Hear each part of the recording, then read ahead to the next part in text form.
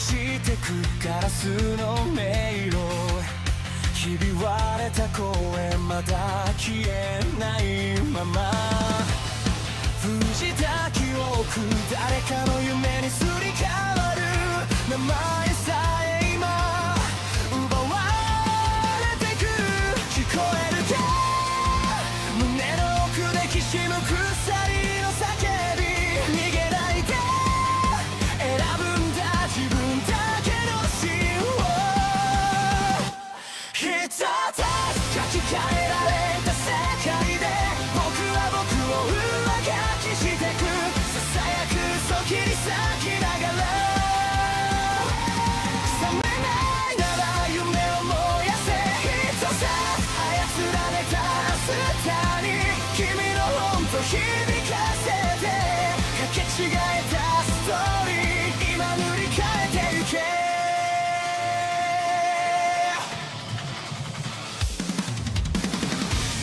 黒いタイピン運命に鼓動が刺さる笑うシステム感情を食らう震えた指でログアウト先を探してるでも君の手が確かにここにある忘れるな偽物でも選ぶ痛みはリアル奪えない願いだけが最後のパスワード一つ書き換えられた世界で僕は僕を上書きしてくささやく嘘切り裂きながら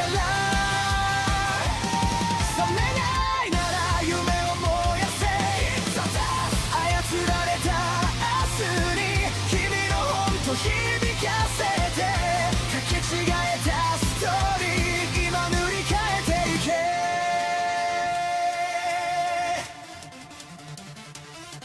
必殺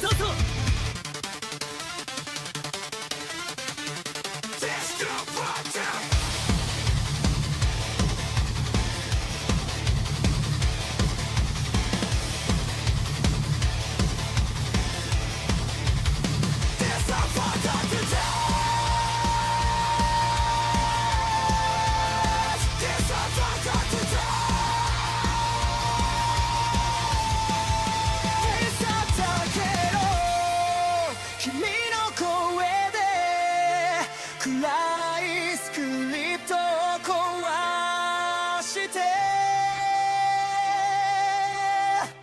一つ書き換えられた世界で僕は僕を更新してく挟むく影抱きしめながら傷ついても夢を離すな一つ操られた未来君と一緒に飛び越えて交差してくストーリー今始まりに変えろ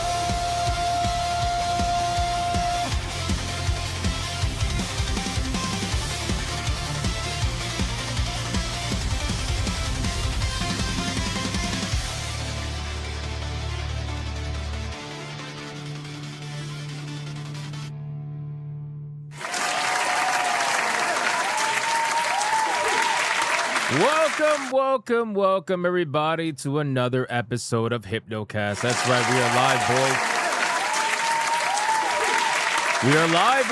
We are live. We're going to dive down the rabbit hole that is known as the internet. But before we do that, boys, you got to bring it in and listen. It's absolutely wild. Stop saying it's Monday. It's not Monday. Guys, it is wild, all right? It is wild out there what is happening in the gaming industry, and it's going to continue to get worse and worse and worse. Because we're here, boys. Like I said yesterday, we are here during the, the most modern recent gaming crash, at least AAA anyway. We are here, and we are experiencing some insane nonsense going on. Guys, we got a lot we got to go over today, all right? It's going to be an action-packed stream. Not only that, boys, we got more Lords of the Fallen tonight. We're going to be playing Lords of the Fallen with Leon. So, got to get ready to do some carrying. It's going to be a good time. Crazy week. That's an understatement, man. That is an understatement. Guys, get in here. Let's go grab everybody by the cankles. Get in here right now.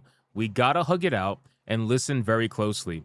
if you are watching over on YouTube, like the stream. Do it right now. Do it right now. Otherwise, I'm going to send Ricky over here after you. Guys, if you're watching over on Rumble, like the stream. Do it right now. Right now. And if you guys are watching anywhere else right now, that's impossible and you're probably gay. You are gay! As long as it's not zesty, it's pretty zesty.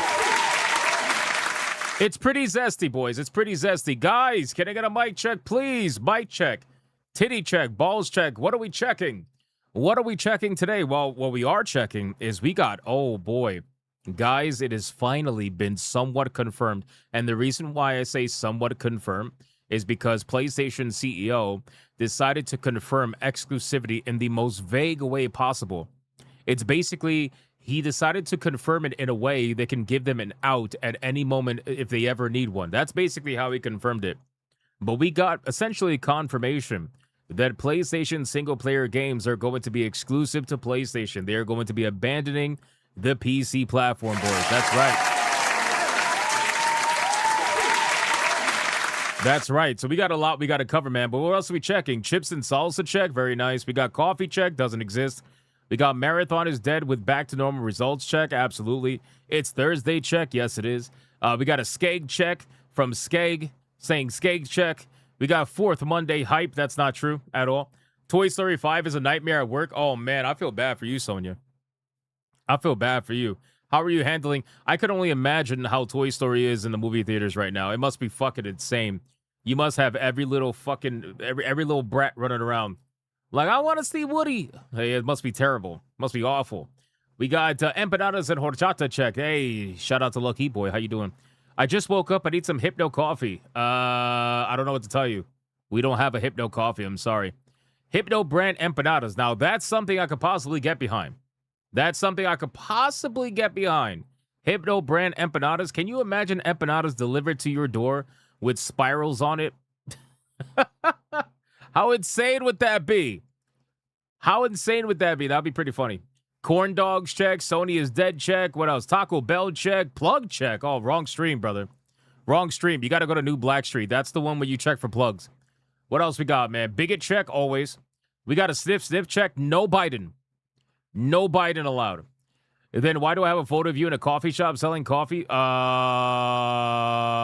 Because of AI. That's why. Because of AI. Hypnotic brand action figures? I could get behind that too. Eve. Uh-oh, what? Bungie sabotage, former devs involved. The narrator speaking. PlayStation abandons PC. Will Hypno admit to liking Monday's oh my Scampus God. appearance? Wow. Hypno body pillows. So find out on Hypnocast tonight. So now you're lying throughout half of your super chat. At first, it was just the end. Now you're lying through half of your fucking super chat. That's crazy, brother. The narrator's going to get to a point where it's lying throughout the entire super chat. It's insane. This is not what narration's supposed to be.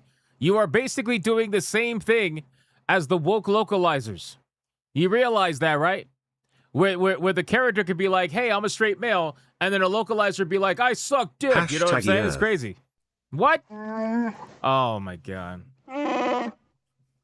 Dave, it's always Monday. It's not. We're in hell. We are in hell, but it's not always Monday. It's not always Monday. Frozen Dark, thank you for the 5. Guys, our ESG scores are at their maximum. We are fully funded, man. Like the stream. Let's go. You're late? It's okay if you're late. It's okay if you're late. Better late than never. Guys, before we get into the Bigot Army roll call, we have what is probably one of the most important waifu battles in our tournament right now. And it's going down today.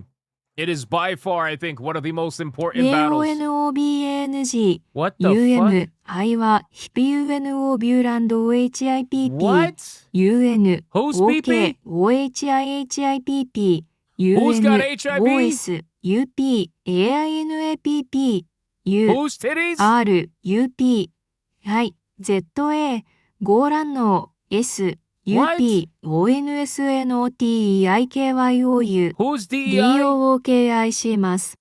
ヒッパの先輩大好き。What? え Bro. What the fuck was that? Did anybody catch any of that?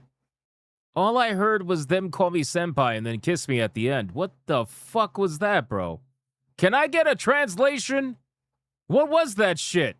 Brain rot? I think that was worse than brain rot. You got 5% of that? Bro. I don't even... I have no words. I have no words. All right, anyway. Guys, listen. Listen. We got a very important battle going on today. Today's an interesting one, okay? Some people have already voted. It's a little bit down the middle right now. Guys, let's get it going.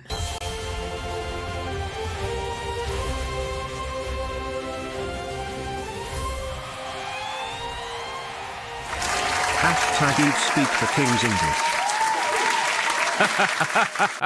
Speak the King's English, motherfucker. Hey, Matthew Fritz, thank you for the $20 banger. I appreciate that. Voting for Eve. All right, listen up, guys.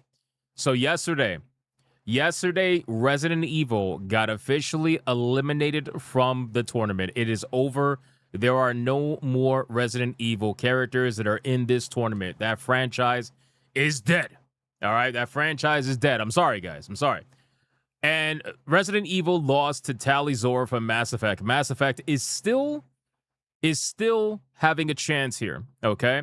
However, today's battle is going to determine the last quarterfinal character that's going to move in, all right? It's the last quarterfinal character. Guys, today's battle is going to be none other than Eve versus Aerith, ladies and gentlemen. That's right. Angry Wolverine says, I haven't been here in forever. What's going on, Angry Wolverine? How you doing, bro? Guys, today's battle's Eve versus Aerith. All right? All right, so boys, you got to let me know, man. You got to let me know. We're going to be doing it all stream long, all right? We will follow up all stream long. I know some people are thinking Eve's got it in the bag. I know, but every time that happens, there's a surprise that comes in. You know what I'm saying? There's a surprise that comes in. It's not as easy as you probably think it will be. I don't know. We'll see. But listen, if you are a Final Fantasy fan, or if you're a Stellar Blade fan, you need to make yourself known. Because here's the thing. They're basically... Let me show you. Hold on. Let me go back. So, obviously, Eve is from Stellar Blade. She's the only character from Stellar Blade, so it is what it is. But there are other Final Fantasy waifus that are in this battle right now. Tifa Lockhart, obviously, is still in the running.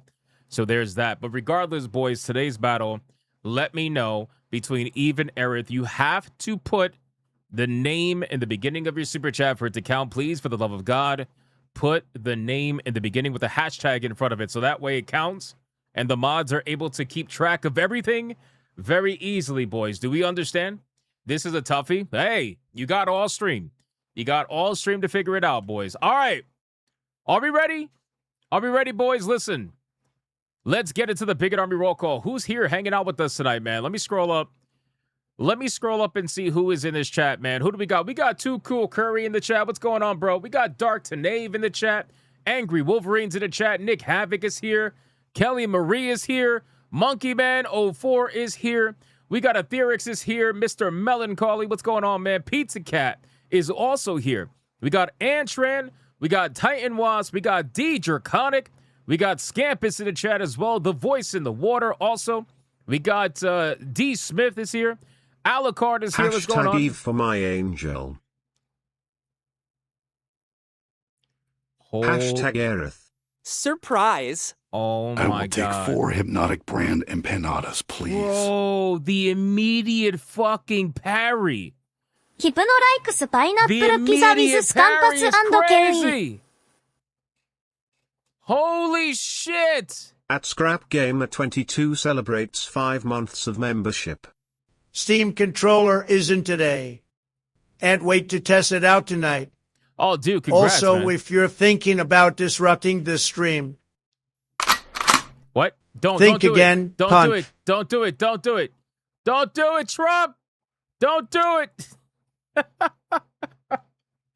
Boys, hold on. Wait, relax. Oh my God. Wait. I'm still doing the Bigot Army roll call. Jesus fuck. Hold on.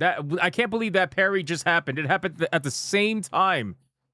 It's like that's an Evo level parry right there. Hold on. Wait. We got Matthew saying, hello, please. We got a kicking data to the chat. Fourth Wall guys here. T-Ball Gaming is here. What's going on, man? Vice Admiral Deku of Mars is here. Hanny is here. Timothy is here. Sonia Lissette is here. Romanizer 24. Kaylin. Oliver Adam. Black Tailgate. We got Cray in the chat. Cray 8471. What's going on, man? We got JR in the chat. What's going on, JR? I saw your membership chat, brother. I appreciate that. We got Chicken Joe is in the chat. What's going on, Chicken Joe? We got Frozen Dark. We got Matthew Fritz is in the chat. Chaotic Holy is here. Ron DFK. Hanny is here. Dr. Spike is here. Bro.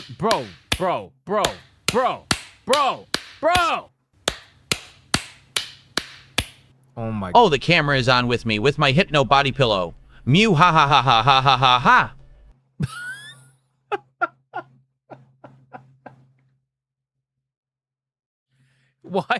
Why did he say Mew? What the fuck was that, bro? Mew is crazy work, bro. That's crazy work, man. Oh shit, I hate it so much. God, I hate it so much. Who else is here? Let's call out 4 more people, man. We got Stellar Cake in the chat. What's going on, Stellar Cake? Time Bound Howler. Machine XP is here. We got who else? Let me see. Antrans here. What's going on, Antran? Eve. Another Eve vote from Gunnar Damas. Thank you, man. We're gonna go over that. Sam Slenderman is here. And last but not least, let's go over some Rumble. We got Ardith Bay over on Rumble, Life Ferret on Rumble, Dietrich Koenig on Rumble, Denarier over on Rumble, Great Ape over on Rumble, Torinol over on Rumble as well. Michelle Carajo is over on Rumble. Crash Collins over on Rumble. Dark Exile over on Rumble. Dr. Spike is also on Rumble. Sargon's on Rumble. King Demon Wing is over here as well. And we got, let's see, Gray Soul and Sargon over on Rumble as well. And Roz is over on Rumble as well. All right, boys, listen. I called out as many people as I possibly could. Let's sacrifice your fellow Bigot Army member because I have a feeling it's going to get crazy tonight, boys. Let's sacrifice your fellow Bigot Army member, and let's see who is going to get the final call-out money shot today. It is a Thursday. It's a beautiful evening. We're going to decide our final quarterfinalists. This is going to be a big one. Like the stream. Who is it going to be? The sniffs in the chat are crazy. Scampus says to go down by 1 with a chancleta protecting booty something. I don't know. It's weird. It's weird. Scampus, no! But... Monkey Man, you're banned, brother. You're banned. We're not doing it on your banana. We're banned. You're banned. You're banned. I see you spamming it in the chat. I see you spamming it in the chat. You've been banned, Monkey Man, during Pride Month. Control your banana. Control your banana, goddammit. Dartanave says the Scampus has destroyed your immunity to go down by 2, which goes to Flip Shazam and then oh no, Sonia. Sonia, why would you type let's fucking go during the... Oh my God. Guys, you would think that my mods would know this by now. They've been here forever. You would think they would understand that a certain level of protection is necessary. Like a certain level of protection needs to be necessary. What are we doing? So why would you do that, Sonia? What do you mean? Oh, come on. Oh, we're going to come on, all right. Oh! Oh! Oh!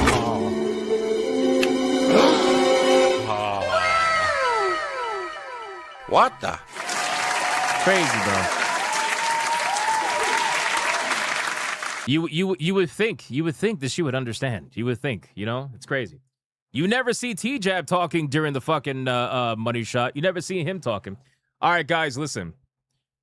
I know we're having fun. It's about to get crazy in the waifu battle. I think this is going to be one of those nights where we're going to have to limit the amount of clips that we play because of all the chaos that's about to go down. But let's talk about some of the things we got planned for tonight, all right? First and foremost, it is so ironic to me. However, apparently, I think it's Marathon. Yeah, Marathon. Let me see. Hold on. Let me make sure before I talk shit. Where is it at? Yes, Marathon. So Marathon players are currently accusing Bungie of trying to purposely sabotage Marathon with the Season 2 update. I'm not even kidding. the people who ended up winning the battle between Destiny and Marathon, the people who have an entire company basically virtue signaling to them, are now accusing that same company of internal sabotage, trying to destroy the game. It's like, what are we doing? So we got to go over that. We got to go over some of the Steam forums because people are going crazy over there. We also got to talk about how a former Destiny 2 developer has come out and essentially exposed the company as being a toxic, dysfunctional experience and said that the executives over at Bungie are people who forgot that playing video games are for fun. Ouch. We got to talk about it, boys. It's pretty rough. We also got to go over the big story, which is PlayStation apparently confirming that they are going to be abandoning the PC platform. They are no longer going to be putting their single-player video games on the PC platform. This is a rumor that's been around for months, and they kind of, sort of finally confirmed it. Kinda. And I'm going to say kinda because, well, you'll see in a second. They're being very vague about it, but they essentially did say something along those lines. So we're going to talk about that and what that could potentially mean for the future of Sony as they continue to do their console war nonsense just with Xbox. Like, the console wars are back, boys. They're back. The console wars are back. So we're going to talk about that. Apparently, Pikachu is part of gay culture now. I mean, I didn't say that. Kotaku said that. We're going to go over that. And Epic Games has decided that they're going to update and improve their storefront. And you know how they're going to update and improve their storefront? They recently had a discussion at their Unreal Showcase. They decided that the way they're going to do this is they are going to, and I'm not kidding, copy Steam. Yes, ladies and gentlemen, Sweetie Boy, the guy who complains about Gabe and Steam 24/7, the guy who is advocating for the lawsuits against Steam, is going to essentially copy Steam. Yeah, we've come full circle. We've come full circle. So we're going to talk about that. And we also got layoffs that are happening against not even just all the other smaller studios at Xbox, but apparently even Bethesda as well. Bethesda is experiencing layoffs also, but the ones that are getting fired, that's who we got to talk about because it's not who you're thinking about. It's not going to be like, you know, Fallout developers or Elder Scrolls developers. No, it's going to be everything else.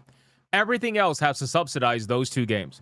So we got to talk about that also, and we got a bunch of small topics we can cover because obviously, and yeah, we got the crazy ass waifu battle that's about to go down, boys, and GTA 6, by the way. GTA 6 finally got their release date. So, with all that being said,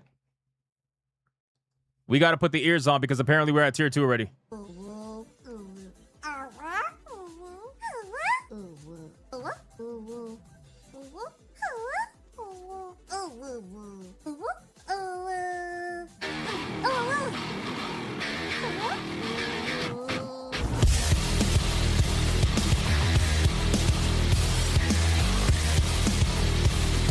My character broke. I'm moving too fast. My character... my character's neck just went like, It broke. It died. Guys, holy shit, man. Holy shit.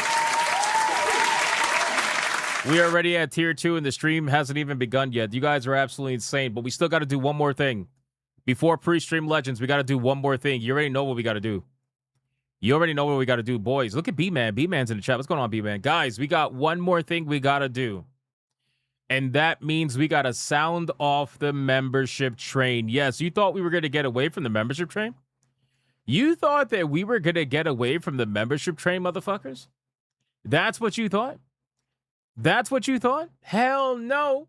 Let's see the membership train emojis in the chat right now. Get on the train. Drag everybody in here by their cankles. Let's go, boys. Ladies and train. gentlemen, all we gotta aboard. run a train. Make it big. Pause that. Pause that. Train. Let's go. Lights up, first spark, first flame, name after name, rushing down the frame. Midnight code. Don't make fun of my ears. Every little badge like a battle cry. I see the counter climbing. You can't unpause that. We keep from the lurkers hiding in the shadows to the ones who never sleep. Ride the membership train, let it roll through the night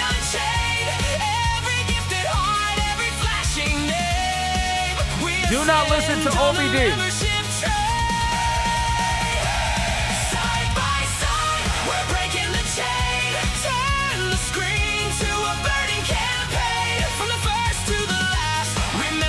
The Ovis for the membership on Rumble. Thank you, my man. Membership train. Shout out to the Ovis holding it down. I'm going to assume everybody's holding back for the waifu battle, but Viovis held it down during the membership train. Thank you so much. I appreciate that, Viovis, over on Rumble. You guys are amazing. Beautiful Zexel sent one in at the last second. I appreciate that, my man. Thank you, beautiful Zexel. Oh, my God. Of course. Of course. Yep. Yep. That's it, Purple. You got till the count of 10 to get your furry, Don't do it. Don't smelly, do it. tick-ridden Don't behind do it. out No. this stream. No. 1, This is not Home 2, Alone. No. and No. Don't do it. No. Oh my God, no.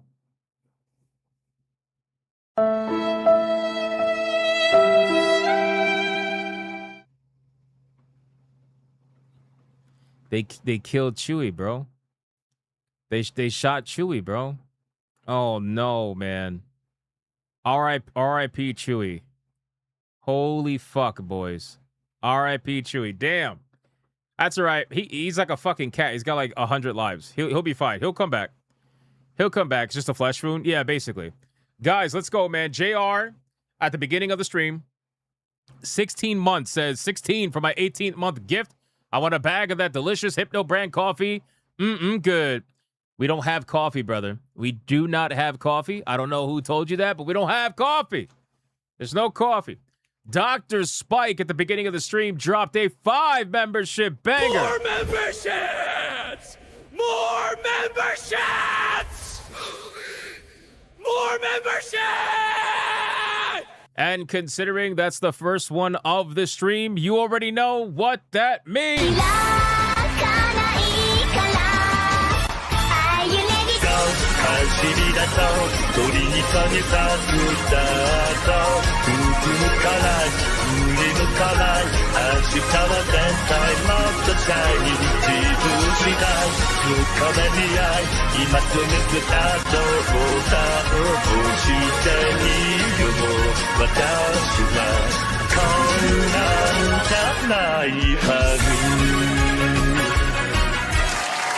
Shout out to Dr. Spike. I appreciate that, my man. He also dropped 5 memberships over on Rumble as well. More memberships! More memberships! More memberships! Thank you so much, Dr. Spike. I appreciate Keep that, the change, my man. ye What? filthy animal. And a happy new year. Oh my God, what are we doing? What are we doing? What, bro? What, did you just watch Home Alone recently or something? What are we doing?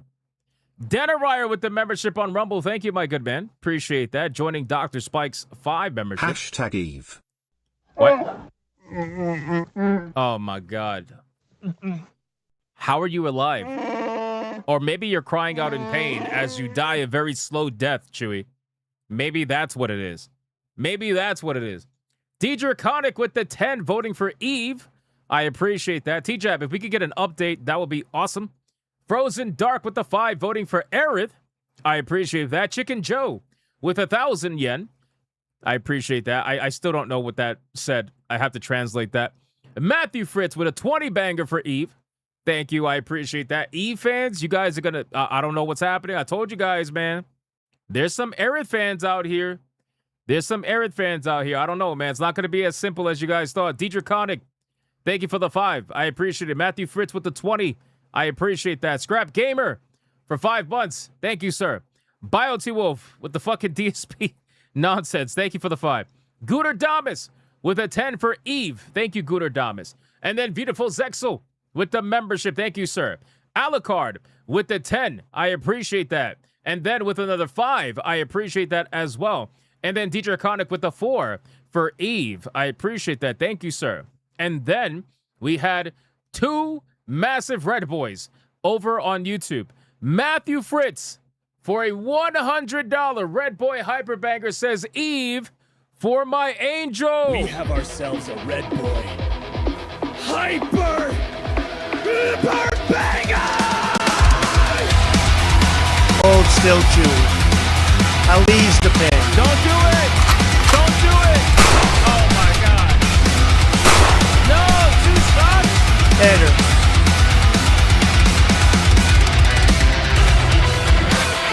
Holy shit!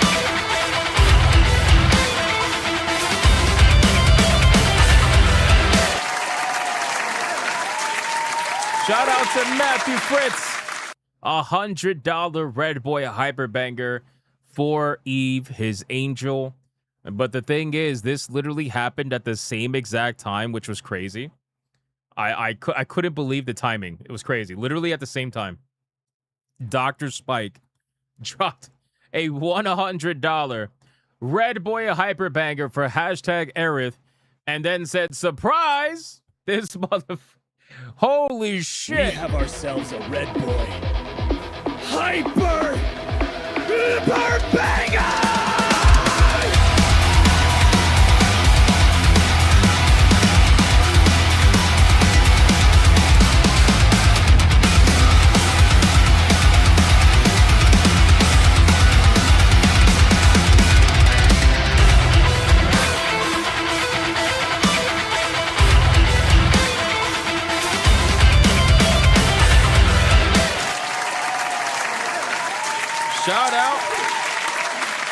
Shout out to Dr. fucking Spike, bro, with the $100 countering Red Boy Hyperbanger.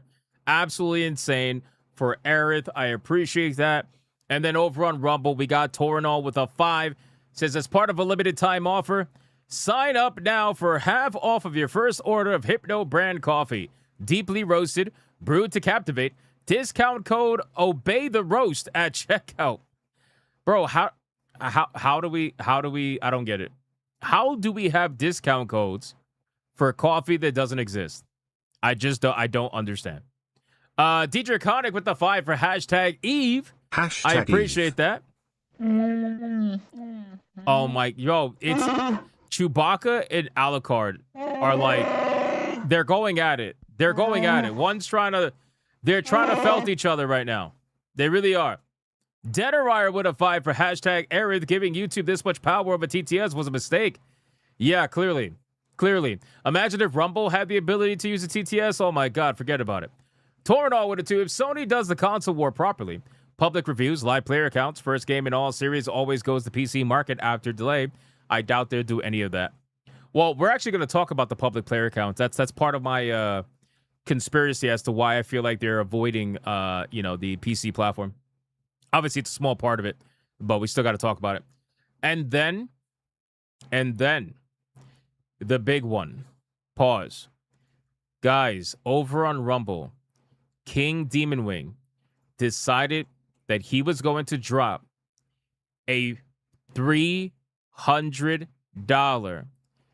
Red Boy Hyper Gigabanger for hashtag Aaron! We have ourselves a Red Boy Hyper Banger!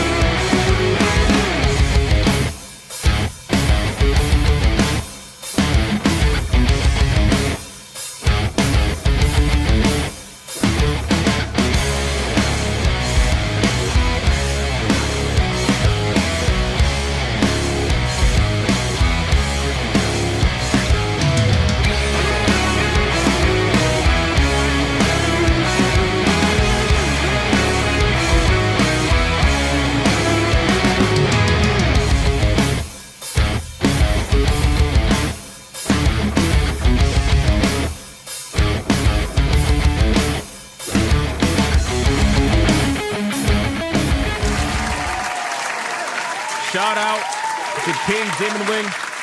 Like I said, guys, I'm going to have to shorten the clips tonight because I have a feeling it's going to be a wild night. I hope you understand because we have to get to the topics. But obviously, the battle will be raging on all stream.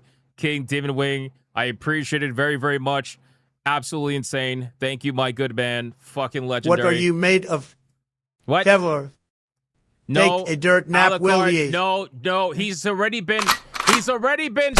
No, Alucard. No, it's fine. No. Oh my God. One more for the rod. What do you to mean? Hell. What do you mean? What? No, we don't. Jesus, Alucard. What are we doing? It's okay. It's overkill. Oh my God, man. King Dewing, thank you again. I appreciate it. Hey, Dr. Spike, I'm going to play you a clip. I know you don't care which one. I'm going to play you a clip, and then we got to talk about Matthew Fritz, man, because look at what he just fucking did. Look at what did he just walk in? Bro, you're going to be asking that question all night long, 2K Gamer. We got to talk about what Matthew Fritz did. But first, we're going to cover what Dr. Spike did with the $100 Red Boy.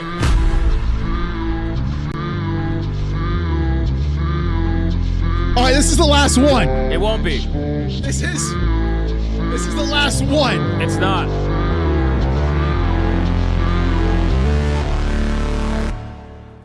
I hypnotic,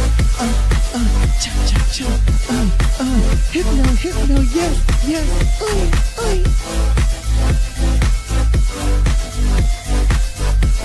big strong beefy man.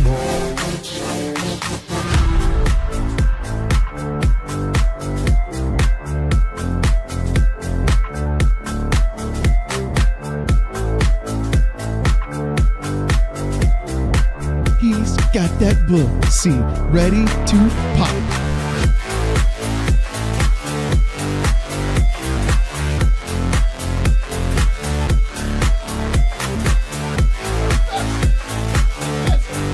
This man said perfection, brother. You gay as hell, boy. You're gay as hell. This man gay as hell. Tell you what, just like this. Try to relax your anus. And a little bit of your shoulders. You gay as hell.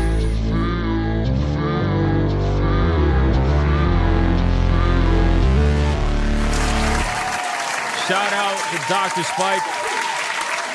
I appreciate that, my man. Thank you. And then, because of course the chaos has to happen, this super chat brought the battle within $10 to $15. This is how close the battle is right now. It's crazy. Don't ask questions, just consume that Hypno coffee. I don't know what coffee you're consuming, but it's not Hypno coffee. Thank you for kicking down it, though. Matthew Fritz, to try to counter King Demon Wing, dropped a $300 Red Boy Hyper Gigabanger for a hashtag Eve, and then said, give old man Cad his Asian. We have ourselves a Red Boy Hyper Banger!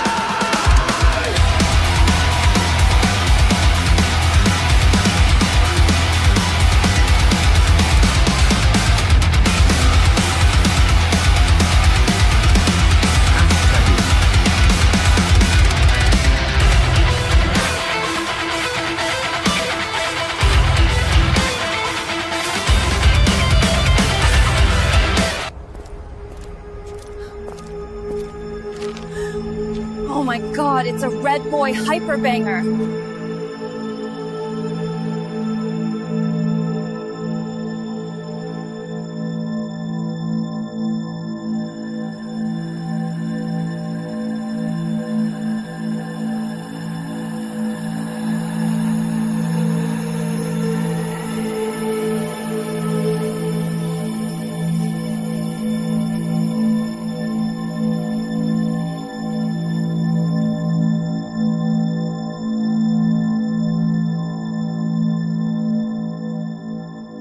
Eve just got another one.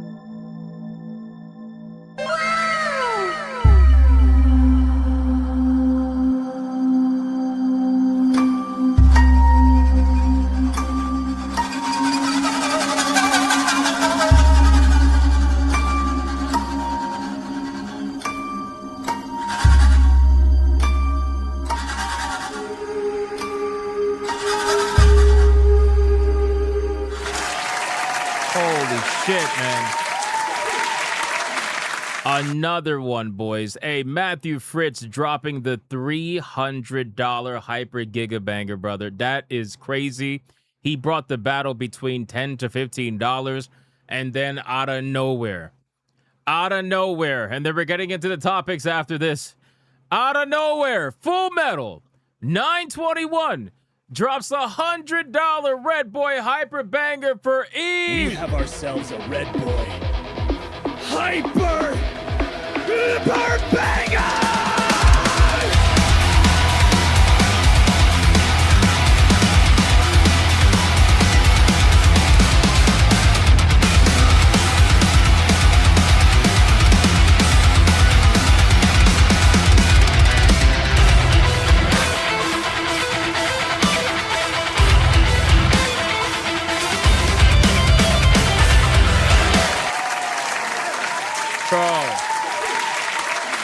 Full Metal just came in and decided that, you know what? He's going to do his best to try to put Eve in the lead. And that's exactly what happened, boys. Holy fuck, man. Shout out to Full Metal. Absolutely legendary drop. I appreciate that, my man. That puts Eve, what, like $120 in the lead or something like that? I think it's like like 100, 120. Yeah, Eve is at 554 and Eric is at 410. Hold on. Holy fuck. Holy fuck. Uh-oh. Not anymore. Not anymore. Eve fans, it's gonna be slightly uphill. It's gonna be slightly uphill. God damn, bro, we're not even in the quarterfinals yet. Dr. Spike came in over on Rumble. This is still anybody's game right now. With a $500 Mega Flare Hyper Giga Banger for hashtag Aerith. And then he says, topics? We have topics? We have ourselves a Red Boy Hyper Banger!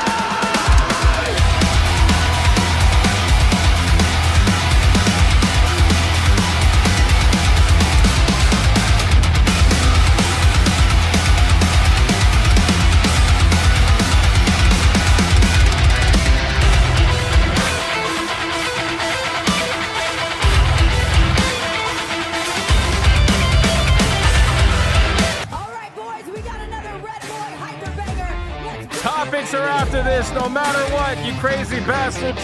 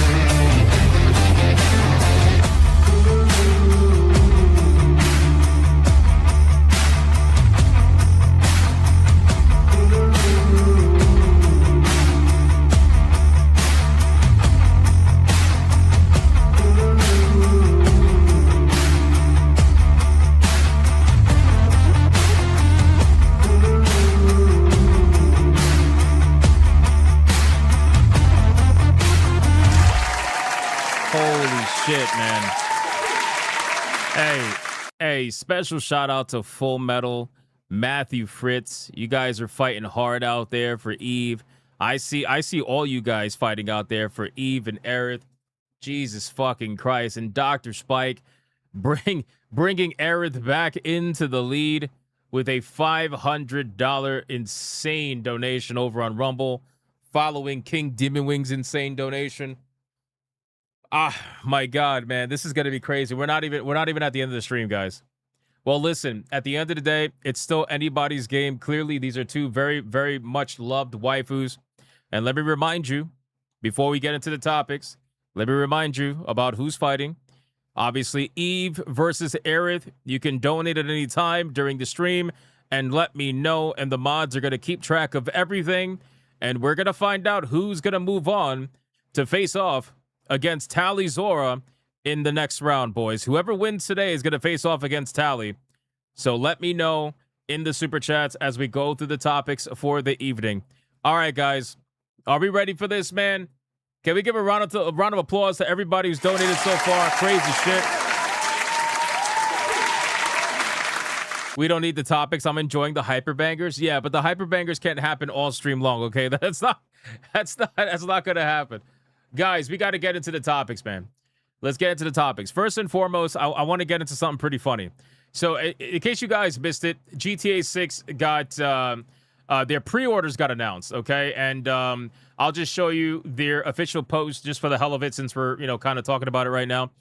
GTA 6 announced that their pre-orders are officially beginning on June 25th on digital storefronts and at other select retailers. And you can check out the official cover art that's been showcased. Now, they have a little video that they promoted this with. I will show you what this is real quick.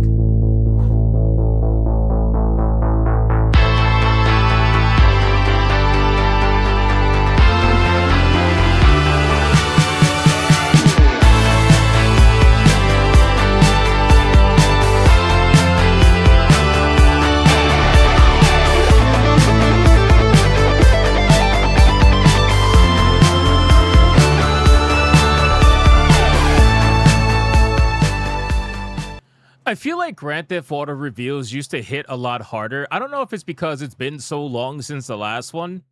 I mean, don't get me wrong. Like, I know there's a lot of people that are hyped for this, personally. But I have no feelings towards it, really. It's like one of those things where I'll just wait.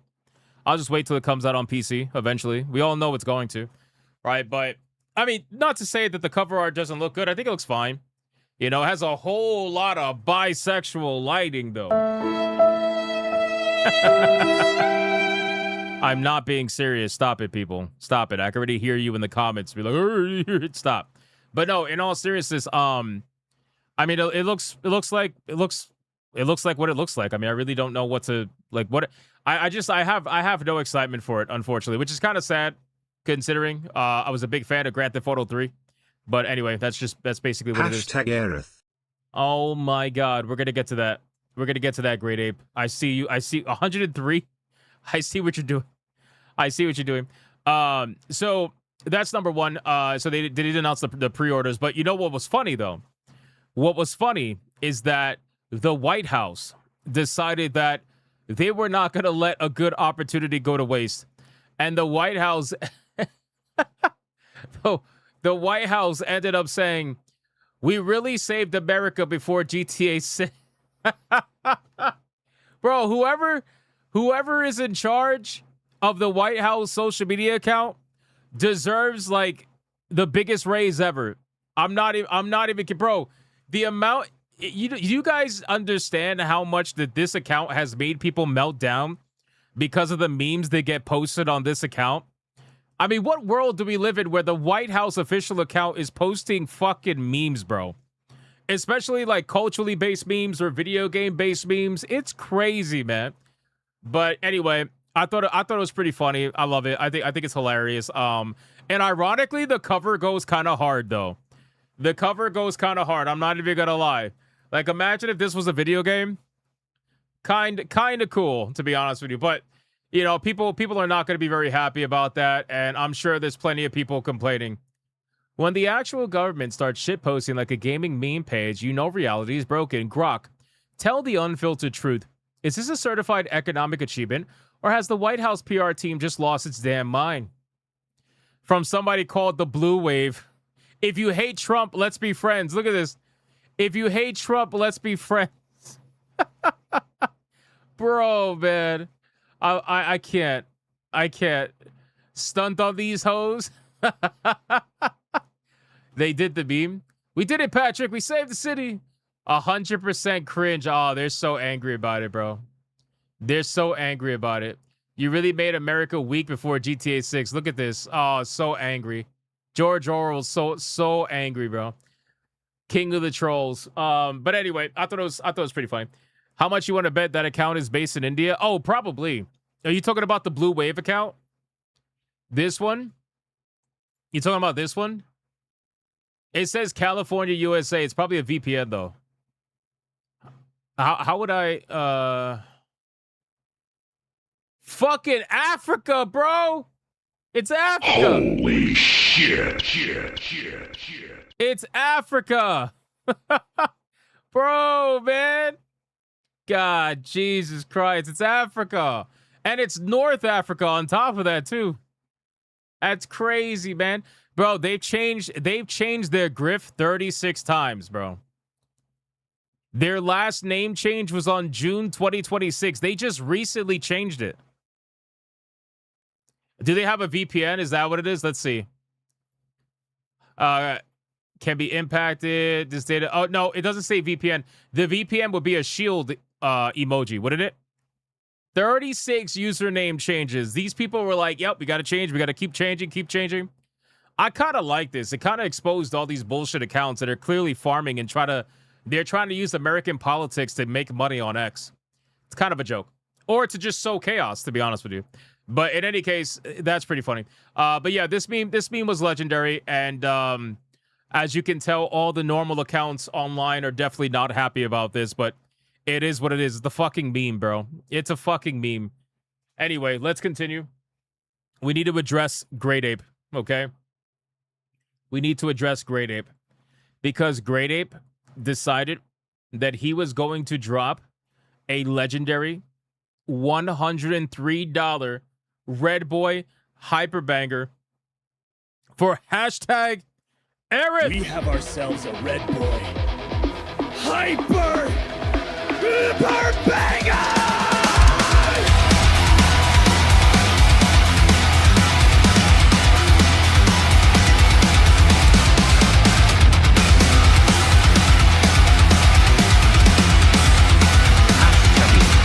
These Aerith voters are to be sent to test the turret's capacity for high-velocity kinetic maintenance.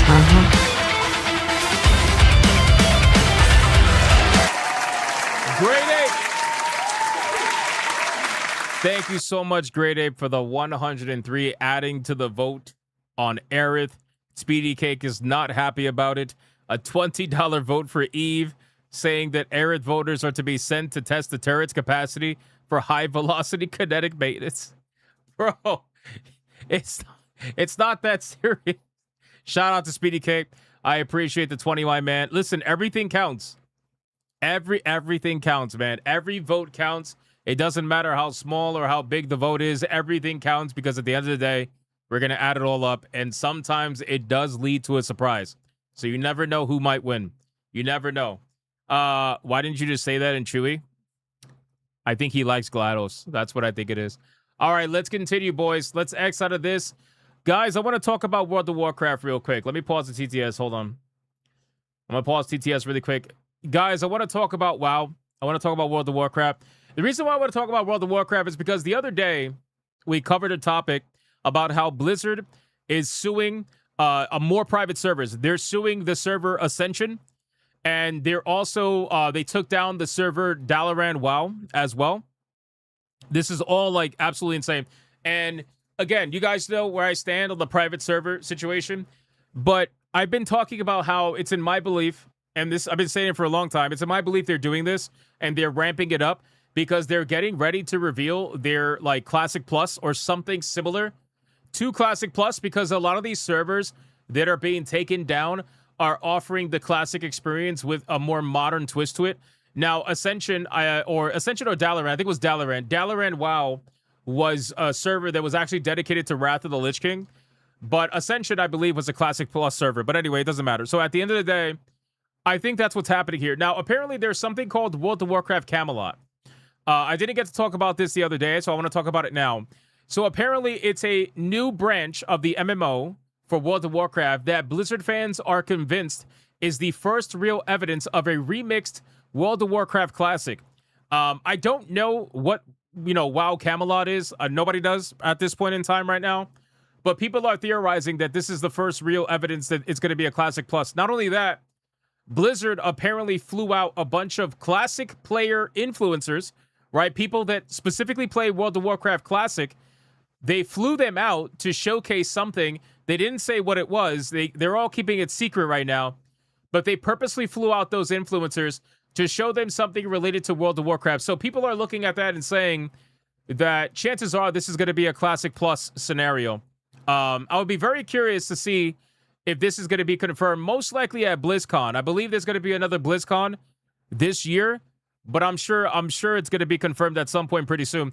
Now, let's go over this. September's BlizzCon might be where we finally hear about WoW Classic Plus. So, again, guys, I don't really know what to really make of this. I don't really know, honestly, like if Classic Plus is going to help WoW at this point, because all they're doing is pissing off people that are still willing to at least, take part in the World of Warcraft scene, even if it's on a private server. They're just pissing these people off. I don't think these people are going to magically become retail players, even if some of them might already have a retail account. To my knowledge, some of these people do still have retail accounts.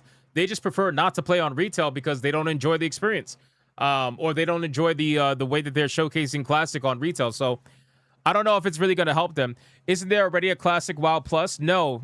I don't believe there is. There is no retail Classic WoW Plus. There's only Classic WoW. So that's why people are saying, maybe they're going to introduce something like that. But I just don't see how this is going to help the game. I don't. Maybe I'm wrong, but I've been so checked out of WoW. I just don't see how this is going to help them. So we're going to see what's going to happen with this. But that's basically it. A new version of World of Warcraft was just discovered, and it's called World of Warcraft Camelot. Can you imagine if it's like a remaster? Bro, can you imagine if they remaster World of Warcraft? How fucking insane would that be? I remember how back in the day there used to be rumors that they were going to be making like a new World of Warcraft, that they were going to be making World of Warcraft 2, and people thought that Project Titan was going to be World of Warcraft 2. Come to find out, it was actually going to be something totally different, and that's what Overwatch was spawned from. But people have been talking about a potential WoW 2 for the longest time. I just don't think it's going to happen. I think that they are at the point where they want to milk this shit for as long as possible. I think a remaster of WoW is more likely than an actual sequel, like a brand new game. I think they will probably do what like Conan Exiles did, which is update the game in a new engine or something along those lines and transfer over all the game, the files and everything like that. I think that is more likely to happen. Instead of some kind of Arthurian spin-off. However, the data miner who found it theorizes that it is just a code name for an enhanced version of World of Warcraft Classic. I don't know, maybe. I guess we'll see what ends up happening. Dubbed WoW, this fucking shit is so annoying. Dubbed WoW Classic Plus by hopeful players over the years, this hypothetical version of the MMO would branch off from the original and become something new based on something old, just like old school RuneScape. Yeah, the whole new RuneScape game looks interesting, but again, I've never really been a big RuneScape player, so I really don't care too much about it. Actually, not against the WoW remaster as long as it plays and looks good. Realistically, they just have to update the game's animations and graphics. That's really it. They have to update the game's graphics and animations. And I know that they've done different animations recently, especially with some of the newer races and whatnot, but they just have to update the whole game. Update the whole game, get it up to speed, and they could probably go another 10, 20 years on that game. It's going to be a sim experience, though. They really want people to focus on the housing experience. That's what they're really selling down the line. The company that can't make Overwatch 2 will make WoW 2, right? Well, you got to understand, the WoW 2 rumors were around a time where Overwatch wasn't even a thing, right? And then when Overwatch became a thing, when people found out that Titan ended up becoming a team-style shooter, well, then that's something different. But World of Warcraft 2 was being talked about well before any of this. That's why I think that they would be more likely to do a remaster than anything else, because that'll just be easier for them to do. So we'll follow up on it, but I'm sure we're going to probably be hearing news pretty soon about what this World of Warcraft Camelot is, and we'll go from there. I don't think it's like an expansion or anything, because we already are in an expansion. So I think it's something totally different. We'll find out. Let me resume the TTS. Hold on. And we're going to move on to the next one. We're going to talk about Epic Draconic Mm. Games. celebrates 3 months of membership. What's that? Oh my god. Oh my god. Alucard, you're getting called out, brother. He said you're a terrible shot. You're a terrible You're a terrible shot, man. That one guy says they can remake WoW or do all sorts of other crap, but it's never going to be 2004 again. You can't remake the setting and what WoW was. Can't go home again type shit. Yeah. Yeah, I do not disagree with you whatsoever. Again, World of Warcraft was lightning in a bottle. All right. Anybody who was there for vanilla World of Warcraft back in its day knows that it was just something to be experienced.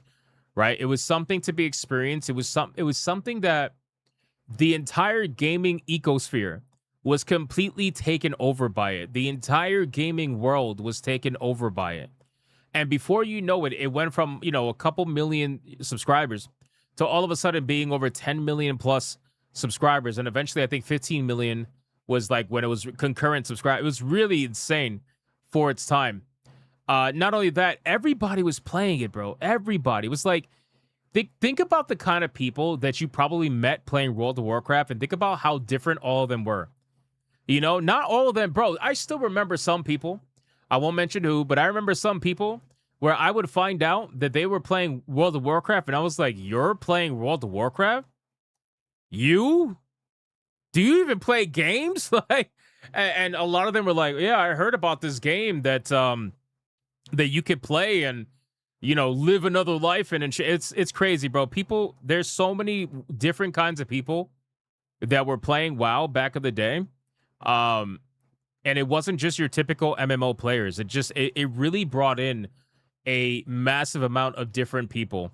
It really did. WoW only beat EverQuest 2 because a potato could run it. EverQuest 2 needed a state-of-the-art rig. See, I don't know about that. I'll tell you this, Mastermind. I really enjoyed EverQuest 2. I really, really enjoyed it. And at the time, you're right. The reason why, I don't know if you know this. Most people don't know this. The reason why EverQuest 2 ended up running like shit for a lot of people is because... What you like, a GHI mage in a wheelchair? I mean, that basically is what WoW is now. To my understanding, thank you, Trey, for the 5. To my understanding, Mastermind, EverQuest 2, the way that the engine was designed, the way that the game was designed for the future, they designed it to essentially run better as processors became faster. But the thing is, they thought their processors were going to stay single-core processors, and they thought that, 5 years from the release, 10 years from release, they thought they were going to have, 10 gigahertz, single-core processors. That's what they thought. They didn't account for multi-core processor technology. They didn't account for that. That's it. Time to bring out the big gun. Oh, no. Mulaney, be a deer and get the flamethrower. Is there even a flamethrower sound? I don't even want to know. I've heard enough gunshots today. Thank you, Alucard, for the 5. So they didn't account for multi-core processor technology. So then the thing is, as the game gets older, processors end up going multi-core technology, and their game is not Even not your set up for grandma it. was playing at WoW as well. That was crazy. Yeah, bro, I'm telling you, it was weird how many people were playing WoW, and most of them I never would think that they would play WoW. But anyway, thank you for the 5. So they thought to themselves that they didn't know that that's what was going to happen. So they didn't account for that technology. So as technology got better, the game did not improve, right? For most people, as technology got better, the game actually pretty much stayed the same. Graphic cards were only able to carry the weight so much because the game was so CPU intensive the way that it was designed. So that really held back EverQuest 2 for a long time. But listen, I like EverQuest 2. But there was a lot of problems with it that World of Warcraft just didn't have. It didn't have those issues.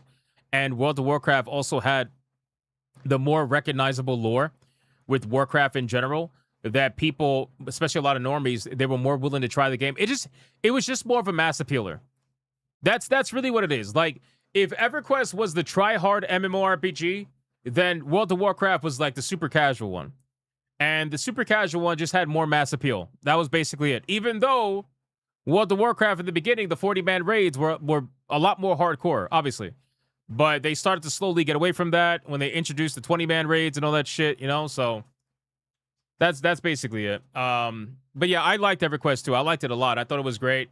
The world was so fun to explore. The amount of shit that was in the world, The amount of dungeons, I mean, it was crazy. EverQuest 2 was really, really good. Really good. All right, let's move on, guys. Let's talk about Epic because, guys, they just recently had their State of Unreal.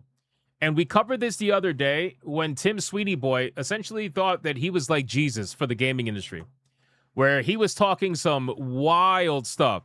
He essentially wants to make Epic Games and Unreal Engine the one-stop shop for the entire AAA gaming industry. That's what he wants. He wants to be the one-stop shop. I don't see how that's going to happen, but I'm just telling you that that's what he wants. And it's kind of crazy because he wants to be the one-stop shop. He wants to talk about community. He wants to talk about all this nonsense.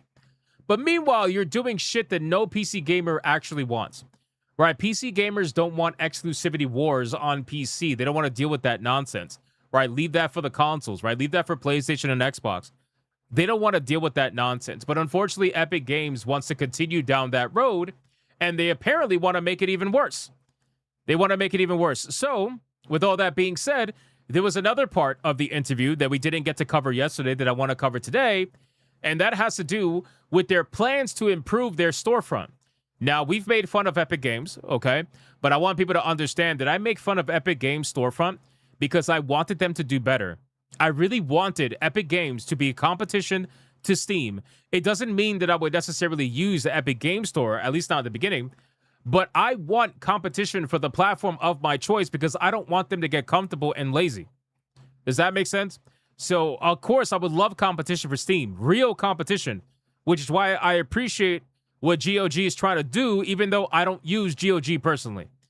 But anyway, Epic Games has a big plan from improving its PC storefront 8 years later. And what is those big plans? Well, they're just going to copy Steam.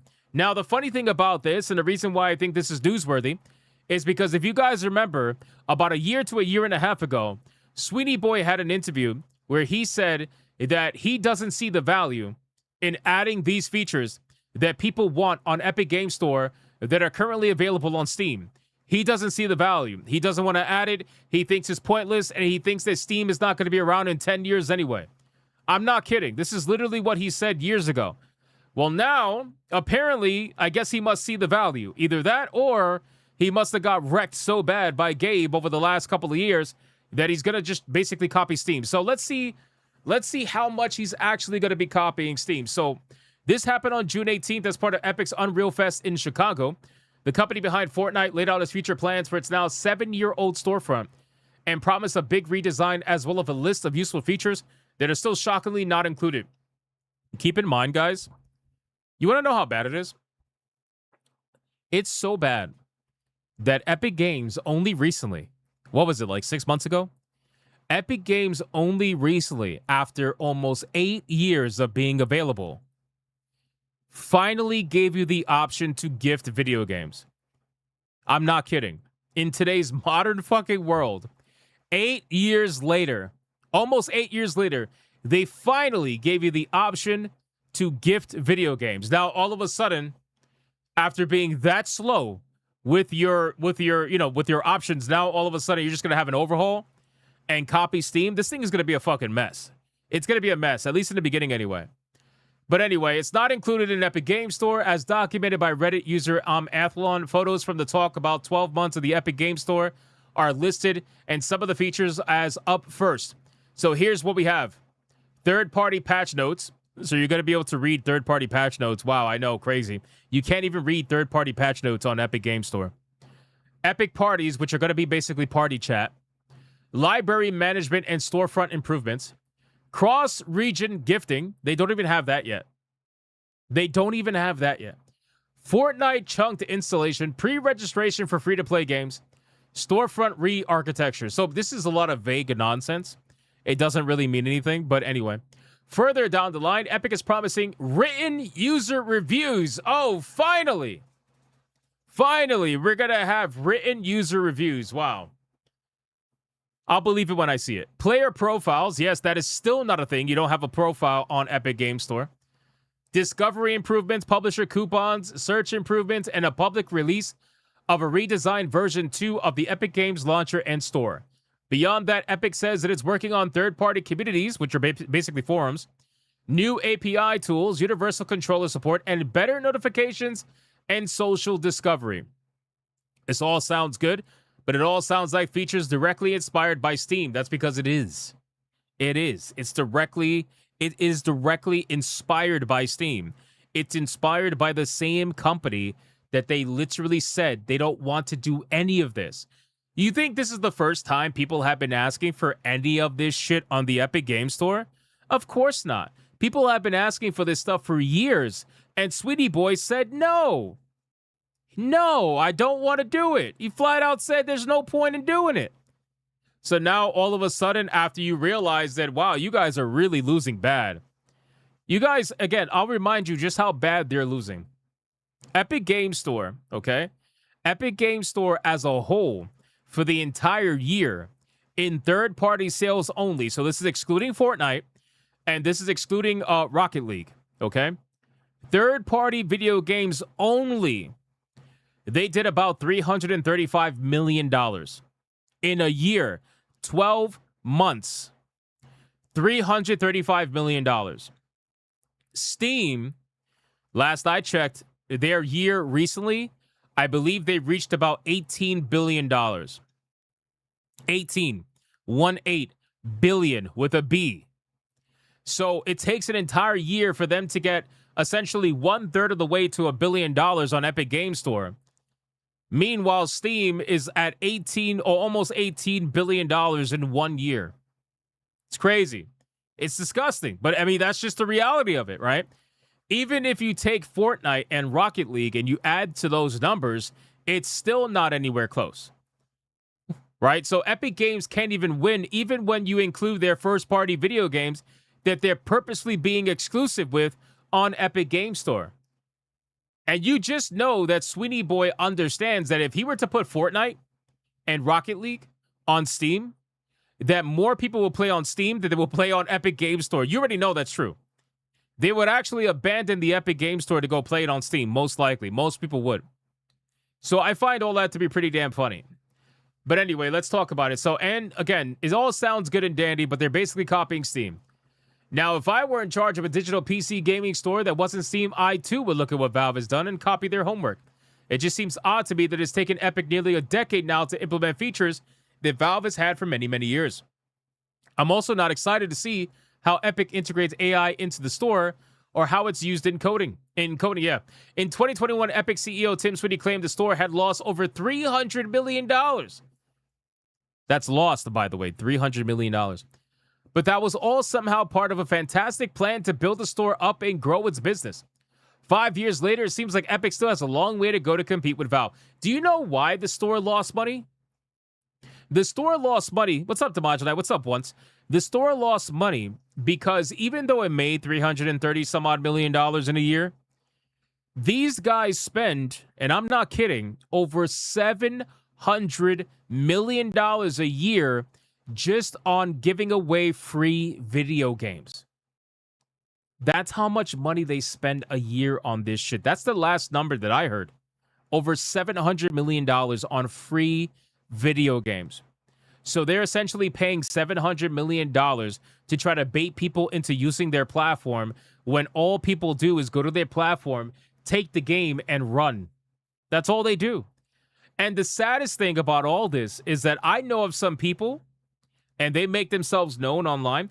I know of some people that utilize Epic Game Store as essentially a free Game Pass, where they will rent out video games on Epic Game Store, and if they actually like the game, they'll go buy it on Steam, which is even worse. That's even more insulting. Isomatic says that's all I do. Exactly. Like, bro, you can, if you, I'll tell you this. Let's say you don't have a ton of money, which is fine if you don't have a ton of money and you want a game on the cheap, but you happen to have like a PC to game on or whatever. If you go to Epic Game Store, you'll get plenty of games to be able to play, and you won't have to spend a single dime. You'll have games you can play all year long, and you won't have to spend a single dime on it. That's how many video games they give away for free, and some of them are not like, you know, like basically garbage video games. Some of them are actually pretty decent games, but people use them as a free Game Pass. People use them as a trial to try out essentially video games they want to buy on Steam. It's fucking crazy, bro. It's crazy. Because on Steam, you actually have the achievements and whatnot. You know what I mean? So it's all pretty damn hilarious. But anyway, the reason why I wanted to talk about this again is because, like I said, yesterday we covered how Sweetie Boy thinks in his mind that Epic Game Store is going to be the savior of AAA gaming. That he wants to get all the developers under one umbrella. He wants to get everybody using Unreal Engine, which unfortunately a lot of people already are. He wants to get every developer utilizing Unreal Engine, and he wants to get them all under the same umbrella to basically make Unreal Engine into the powerhouse that's going to control the industry. He wants to be the guy.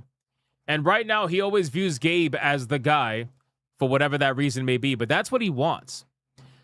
So that's why I continue to say that even if Unreal Engine ends up being a decent engine for some developers, because I know there's been some game developers in my chat that have actually said that Unreal Engine's pretty decent, but you just have to know how to use it. I know I've had some people defend Unreal Engine, and that's fine. You could do that. But my thing is, I just worry that everybody's going to start using the same engine, which is why I always push for proprietary engines. If I can see a studio put in the time and the effort to have a proprietary engine, I would be more interested in that. Hence why Crimson Desert could be at the scale that it is and run the way that it does, because those developers have made their own proprietary engine and they've been used to it for a while. You know, Crimson Desert's probably the best example.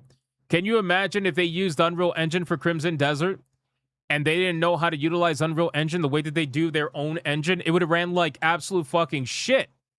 It would have ran like garbage. So I always advocate for them getting their own proprietary engine, but I understand in order to do that, it takes time and it takes money. I get that. I'm not ignorant to that. I get that. I wish it was a lot simpler for them to do it. That's all I'm saying. Because that way, at least if something goes wrong, they know firsthand how to deal with it because they designed it. They essentially made their own engine. You know what I'm saying? Like that's all I mean with that. But in any case, I also think, me personally, and I've said this many times, I think the CryEngine is a really good engine. The kind of video games that I've seen with the CryEngine and the scale of these video games, the graphical capability and how good they all run on the CryEngine, I feel like it's a heavily underutilized engine. I really do. I think the CryEngine should be utilized more than it is. I don't know what the reason is why we don't use it as often, but the CryEngine does insane fucking work.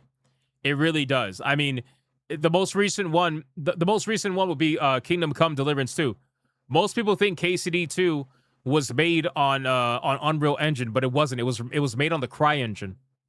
So just think about that. You know, think about how good that game looks. I think that like the CryEngine, yeah, exactly, Tiger King, Decima engine, the RE engine, all of these engines are really, really good engines. And you know what's funny about it? What's funny is that the CryEngine, the Decima engine, and the RE engine, every single one of those engines, when you see a video game made by them, you already know that it was that engine. Because they have this look to it, they have this style to it that is very native to those particular engines. Right? The Decima engine is hyper-realism. The RE engine has that Capcom kind of style to it. Right? Where the NPCs are like these big, larger-than-life NPCs usually. And the hair is very Capcom, the way it's designed. Right? The CryEngine also does hyper-realism, but it has this style to it that I don't know how to explain. It's for me anyway. I feel like I can differentiate between Decima and CryEngine, you know? But in any case, I do not like the over-reliance on Unreal Engine. Yeah, Fox Engine was peak too. Fox Engine was good too. Yeah, I know. Valve has the Source Engine also, which again, just keep in mind though, what is Valve? I know they do source it, no pun intended, but Valve's not really making games like that, right? So it's whatever for me. But yeah, I think the over-reliance on Unreal Engine is a bad thing, and I think we need to get away from that as a industry. But it is worrisome when you have somebody like Sweeney, who is a multi-billionaire behind Epic Games, a multi-billion-dollar company with all the influence in the world, talking to these developers, you know, basically whispering sweet nothings in their ear and giving them basically no reason not to use Unreal Engine.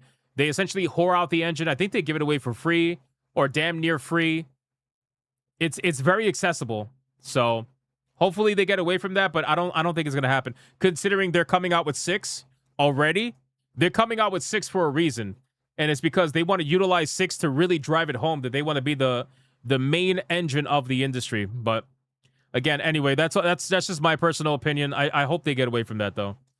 Source kind of sucks. I don't think Source sucks at all. Source Engine's pretty good. The Source Engine's pretty good, man. I've seen some people make some banger video games with the Source Engine, and the physics in the Source Engine is really good, really, really good. All right, let me resume the TTS really quick, and then we're going to get into the next topic. We still got the battle going on, Cry boys. Engine? I was just replaying Crysis 2 on PC for the first time. Nice. 15-year game. It could have launched 2 years ago and wouldn't have been the wiser. Crysis looks so good, even in modern day, that, yeah, you're right. If you look at it, you would think it's a modern video game. It's that disgustingly good, especially if you download the 4K texture pack. I believe Crysis 1 and Crysis 2, even Crysis 3, I'm not sure if Crysis... I'm almost positive, actually, Crysis 3. If you download the 4K texture pack, I think you could get it directly from Steam. It looks insane. It fucking looks wild. It's really hard to, like... Wait, GTA 6 won't be out till 2027? No, it's coming out this year. It's coming out this year, Cyberwriter. Yeah, I love Crysis, but again, I've said the series definitely fell off in my opinion. After Crysis 2, especially. Like Crysis 1, bro, everybody should experience Crysis 1. Everybody. I'm serious. Everybody should experience Crysis 1 if you are a fan of any of the following. First-person shooters, open-ish world style video games, and I say ish because it's not really open world. It's more like open objective. You can do your objective any way you want. And also sci-fi. If you are a sci-fi fan in any capacity, Crysis 1 absolutely fucking hits, bro. It hits. Like the moment you finally see that first alien, bro. I still remember the scene where they walk up to the truck. Well, I'm not going to spoil it, but anyway, you know what I'm saying? It's so good. And then like you spend the entire game, at least the entire like 61% of the game. You spend the entire first half of the game not really seeing the aliens. They're kind of like in the background. You know what I mean? They're in the background, you know, they're being hidden. Like they're really pacing you. They want to earn that reveal. And then once you finally get to the monolith and you discover the aliens for the first time and all hell breaks loose, bro. Fuck, I love Crysis, man. It's so good. You like the Crysis 3 video game? The Crysis, I didn't like Crysis 3. I'm sorry, I didn't like I like the setting. The industry would thrive when they do the exact opposite of what Sweeney, the retro-forward feminist Act 1 vists, and weird Transformers say. That's true, but they're not going to do the opposite of Sweeney because they obviously want to utilize his shit, so they're not going to do that. But thank you, brother. I appreciate the 5 Sky. Yeah, I just I didn't like Crysis 3. The setting was nice and everything, but I felt like it was just dragging its feet at that point. But Crysis 1 is absolutely peak, maximum levels of peak. Even Crysis, what was is it Crysis Warhead? What the fuck is the spinoff? What the fuck is the spinoff? Hold on. Is it Crysis Warhead? Let me see. Crysis Warhead. It is Crysis Warhead. That's the spinoff. Yeah. Crysis Warhead, where you get to play as Psycho. Even that game is good, too. That game, Crysis Warhead, lets you see what happened with Psycho during the events of the first game. So, yeah, exactly. The bald dude Psycho. So if you play the first game, you should absolutely play Warhead right after that. That way you can see what happened during the time that Psycho was away. You know? Great series, man. Sincerely, you guys should play it. Your PC should be able to handle it these days. The meme, bro. The meme was like, hey, can your PC handle Crysis? I still remember building my PC to handle Crysis for the first time and being so proud of myself. I was like, my PC can handle Crysis. Yay. It was so good. Anyway. All right, boys, let's go. Crysis 2 is good too, but not as good as 1. Yeah, no. I liked Crysis 2, but I do agree. It kind of slowly... I don't want to use Fall Off because I feel like Fall Off is really strong. But it definitely, like when you're playing it, you don't get that same kind of feeling as the first one, but the first one was fucking peak. Absolutely fucking peak in every way imaginable for a sci-fi shooter. It was absolutely peak. Anyway, let me pause TTS. We're caught up on Rumble as well. Thank you guys so much. Here's where the battle's at right now. Really quick, let me give you guys an update. We're going to continue. T-Jab says we are currently at, guys, oh shit. We are currently at $568 and a penny for Eve versus $1,013 for Aerith. Holy shit, boys. Holy shit. Wow. All right. Well, we're gonna follow up with that in a few. We're just gonna cover a couple more topics before we do that. But thank you guys so much. Interesting battle so far. If Eve gets eliminated, I'm gonna be like shocked, I guess is the word. I'm trying to think of like another word, but shocked would definitely be the word. Yeah, emotional damage. Yeah, I know. Anyway, all right, let's guys, can we make fun of an article? Let's make fun of an article together. Let's have some fun. Let's have some laughs. I don't know if you guys are aware, but Pikachu is gay. Yes, ladies and gentlemen, that's right. That's right. Kotaku Kenny's at it again, boys. It's time to pay the rent. All right. It's time to get the clicks in. It's time to, I guess they must have changed the pay plan over at Kotaku to match what it's like at the Gamer, where they only get paid if they hit like XYZ amount of clicks. This guy, it's so funny. Kotaku Kenny, he always writes at least like one or two super rage baity articles a month in order to, I guess, keep his, I don't know, maybe he has like a quota or something that he has to like meet or whatever. But anyway, Pikachu is part of gay culture now. Why are we like? I think it's so weird. Didn't he write the article about Gardevoir being trans or something like that? Isn't he the one that wrote the article for like trans Gardevoir? Anyway, so the little yellow guy showed up at Bowen Yang and Matt Rogers Culture Awards to perform the Pokemon theme song. Apparently, this is gay culture now. Las Culturistas, how do you say that? Culturistas, there you go. Podcast co-host Bowen Yang and Matt Rogers hosted the 5th edition of their Culture Awards, streaming on Bravo. Does anybody watch this shit? What the fuck? What is the Culture Awards? What is the Culture Awards? I've never even heard of this. And the variety show masquerading as a very serious award show gave out accolades for categories like fastest four-legged mammal and to break me off a piece of that award for a man we want to dip in the chocolate. What the fuck is this, bro? The duo's whole show is streaming now on Peacock. Oh, the irony. The irony of an ultra-gay show streaming on a fucking platform called Peacock. Come on, boys. That was funny.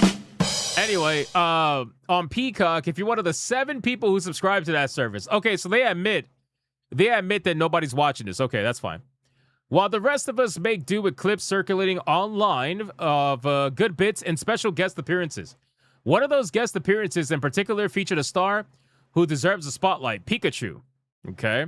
Yang and Rogers took the stage for a campy performance of the original Pokemon anime theme song, with dancers dressed like trainers from across the series carrying props of tall grass, similar to the kind you walk around in old Pokemon games, to find and catch wild Pokemon.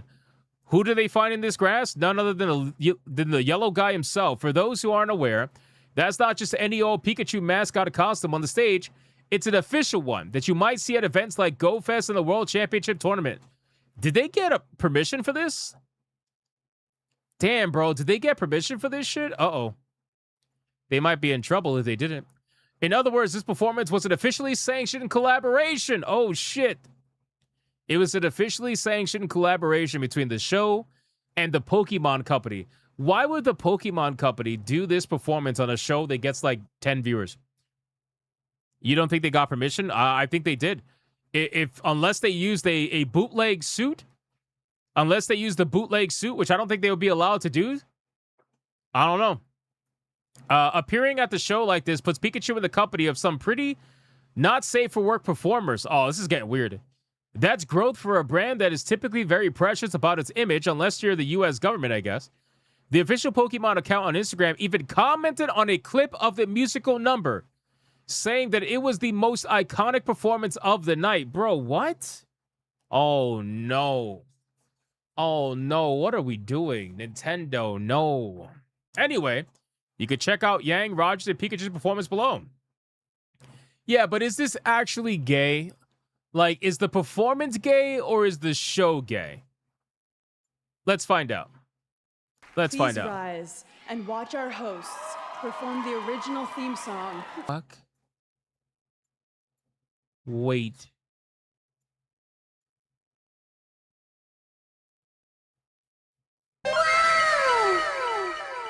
Holy shit.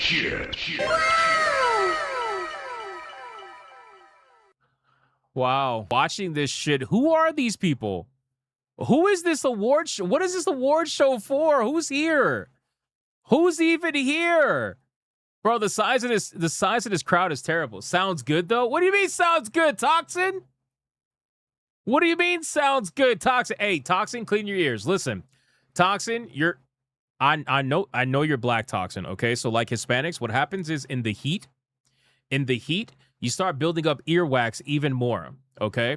You start building up earwax even more, you got to clean it out, okay? Us darker people, we got to deal with that. Clean your fucking ears, Toxin. What do you mean this sound more Hispanic than me? Okay, so there you go. So you know how it is, bro. You work in the fields, right? You work in the fields, okay? So you need clean your ears, brother. Clean your ears. What the fuck was that? Oh my God. These people, you think any of them are Pokemon fans? I mean, some of them might be. But do you think any like, they just like, oh, look at the thing. Look at the thing. It's the thing. It's the thing that everybody else calls the thing. They're just looking at it and they're like, hey, it's the thing. I know this thing. We all know this thing. It's the thing. It's the yellow thing.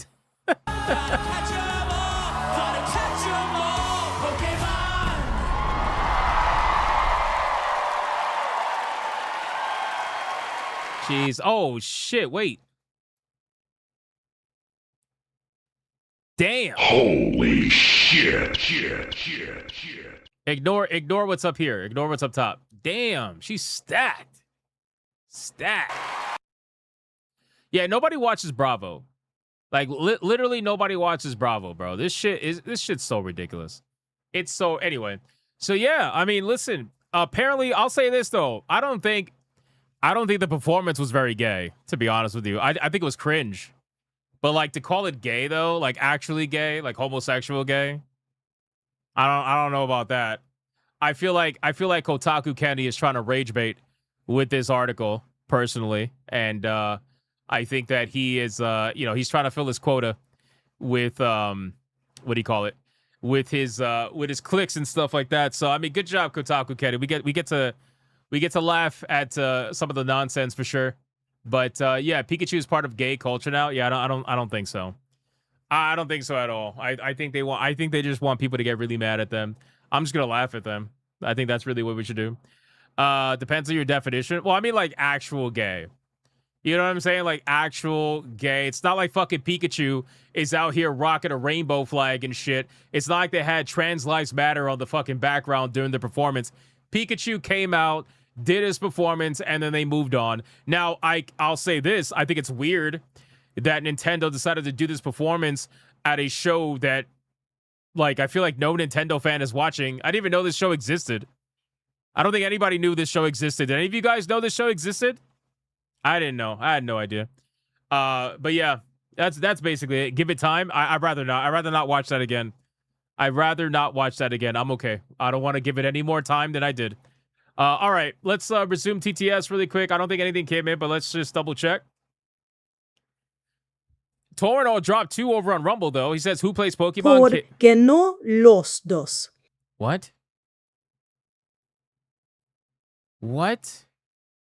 Speedy Cake is talking Spanish with Sonia's voice, and it sounded just like her.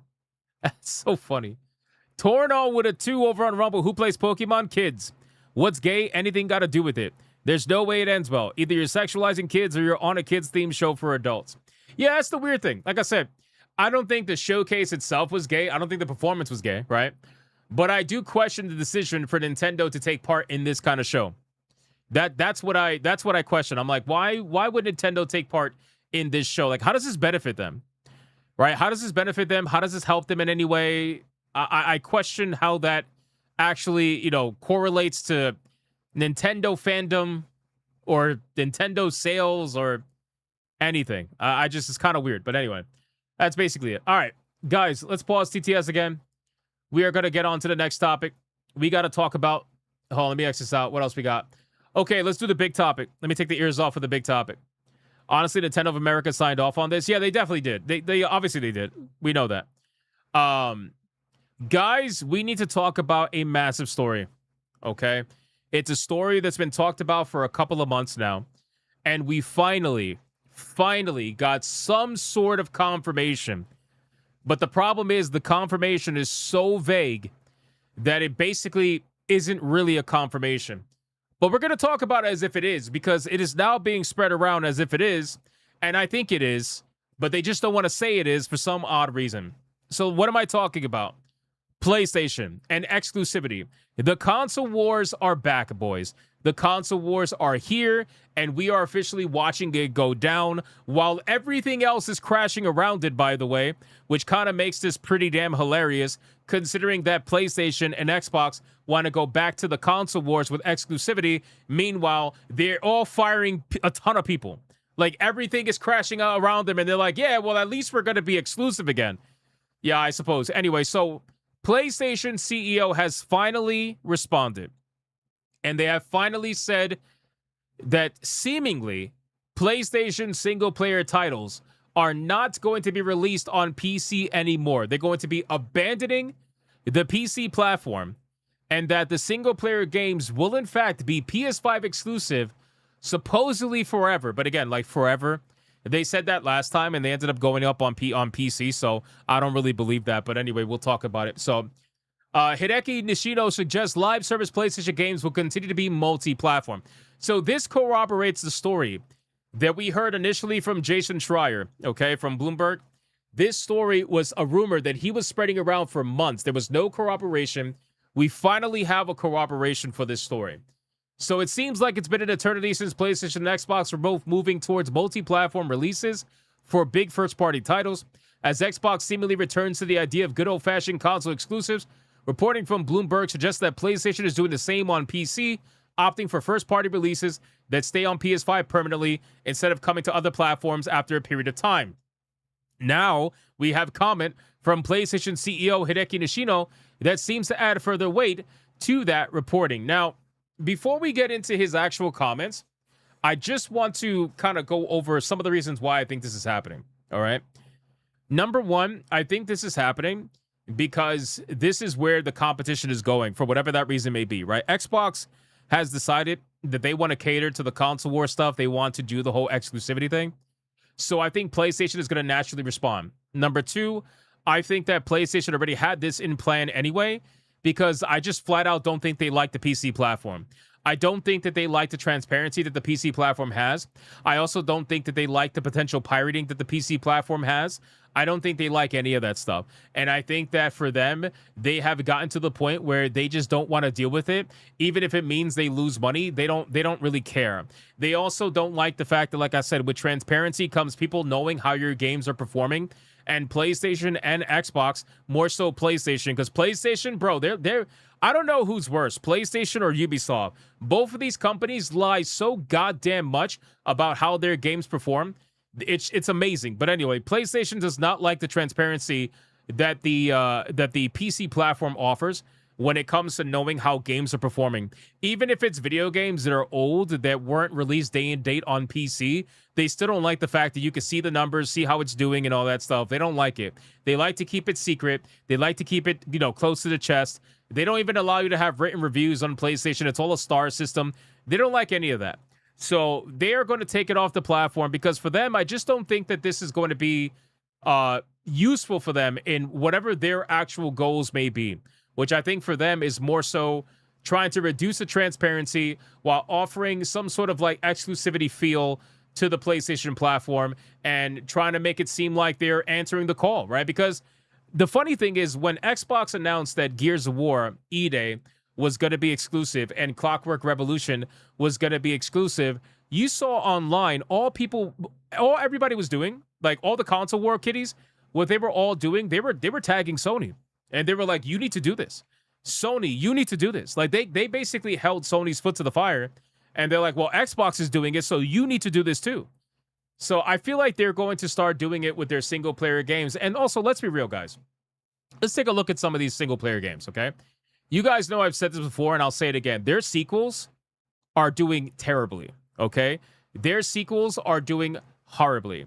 Sony announced they were doing exclusives first. No, they didn't. So what it was Jason Schreier announced on Sony's behalf that they were doing exclusives. Nobody knew about it officially until right now. This is the first time we're getting an official statement from somebody who works at PlayStation. Up until that point, everything was being rumored by Jason Schreier.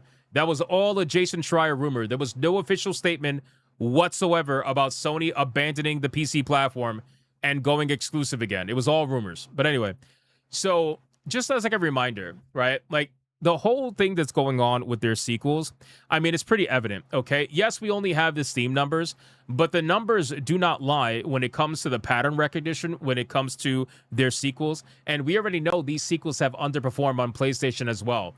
Now, granted, you can come up with all kinds of excuses about install base and all that stuff. Oh, the install base on PlayStation 5 is only 85 million, 90 million, whatever it is now. It's not as big as the PlayStation...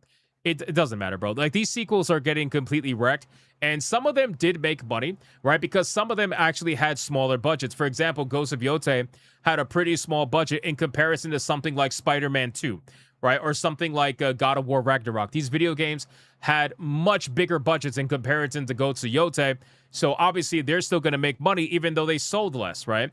But other video games like Spider-Man 2, God of War Ragnarok with much bigger budgets, they are not going to be making money, or they're going to struggle to go over the finish line because their budgets are so damn big.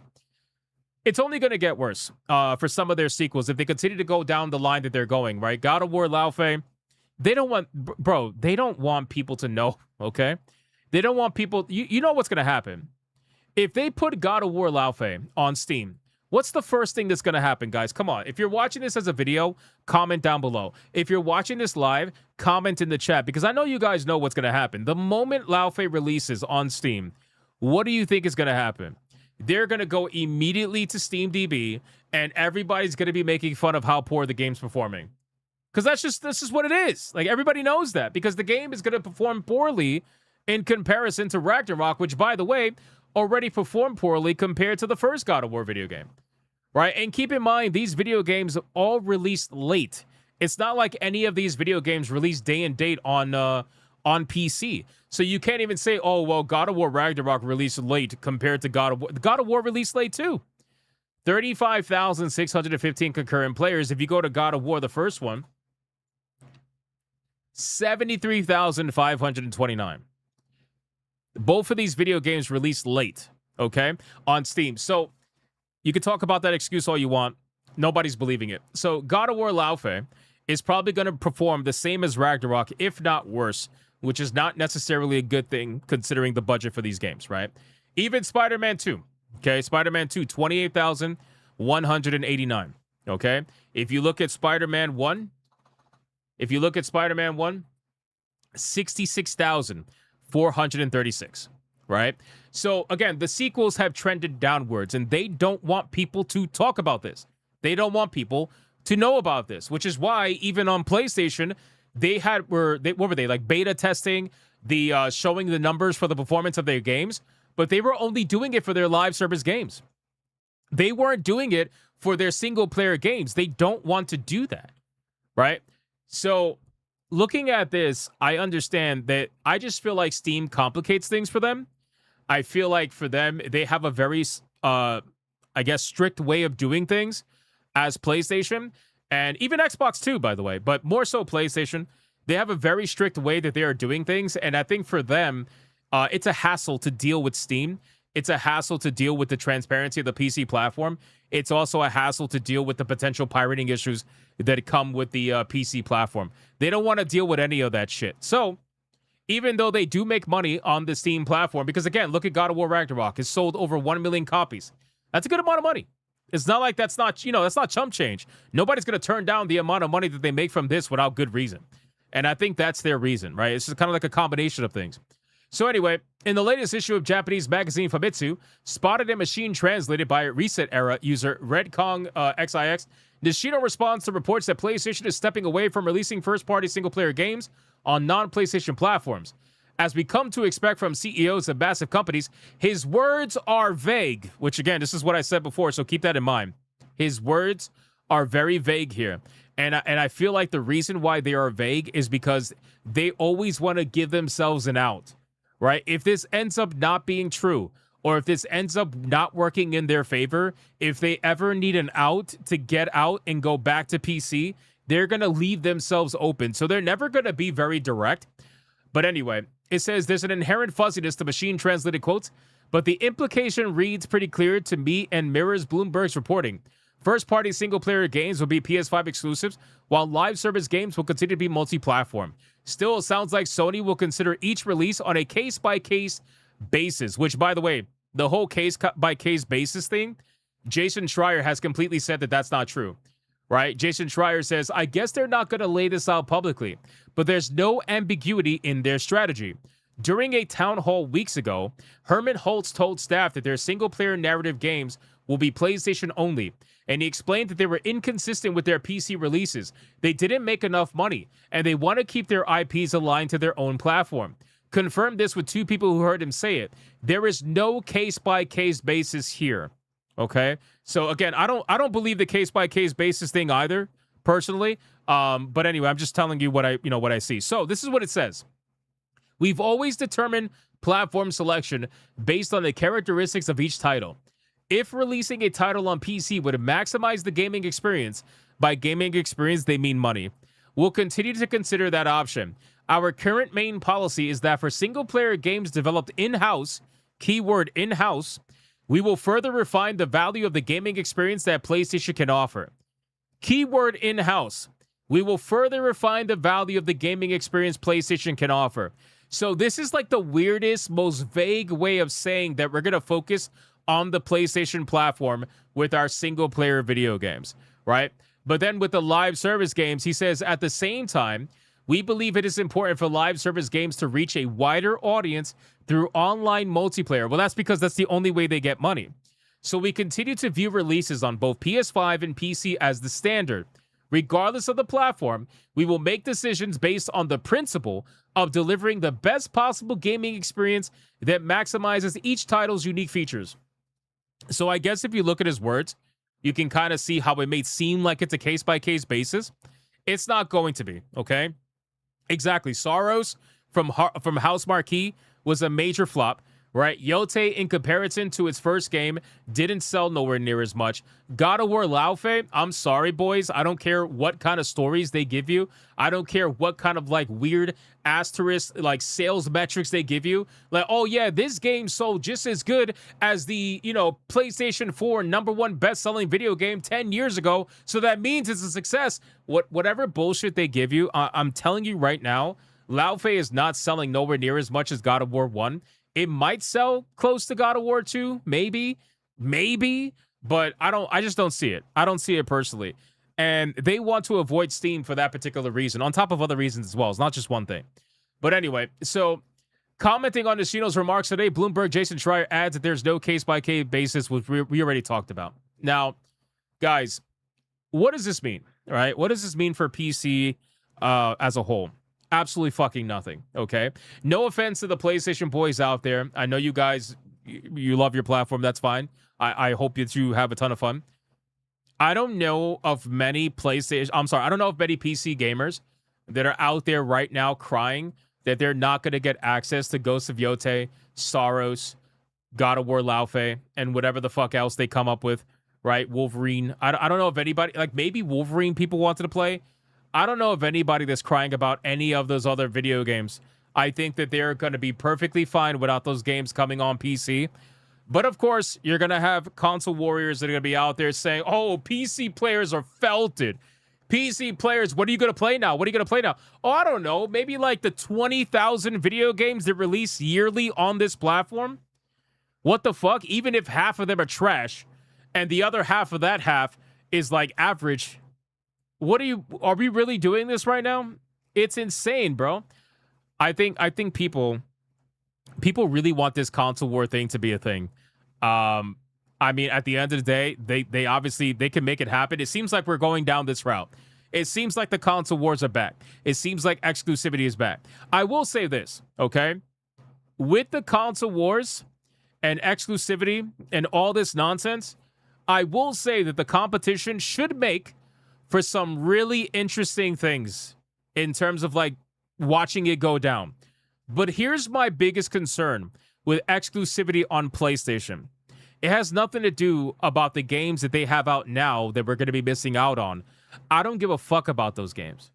For me, what it is I think that this is now going to result in both Xbox and PlayStation doing some absolutely fuck shit, right?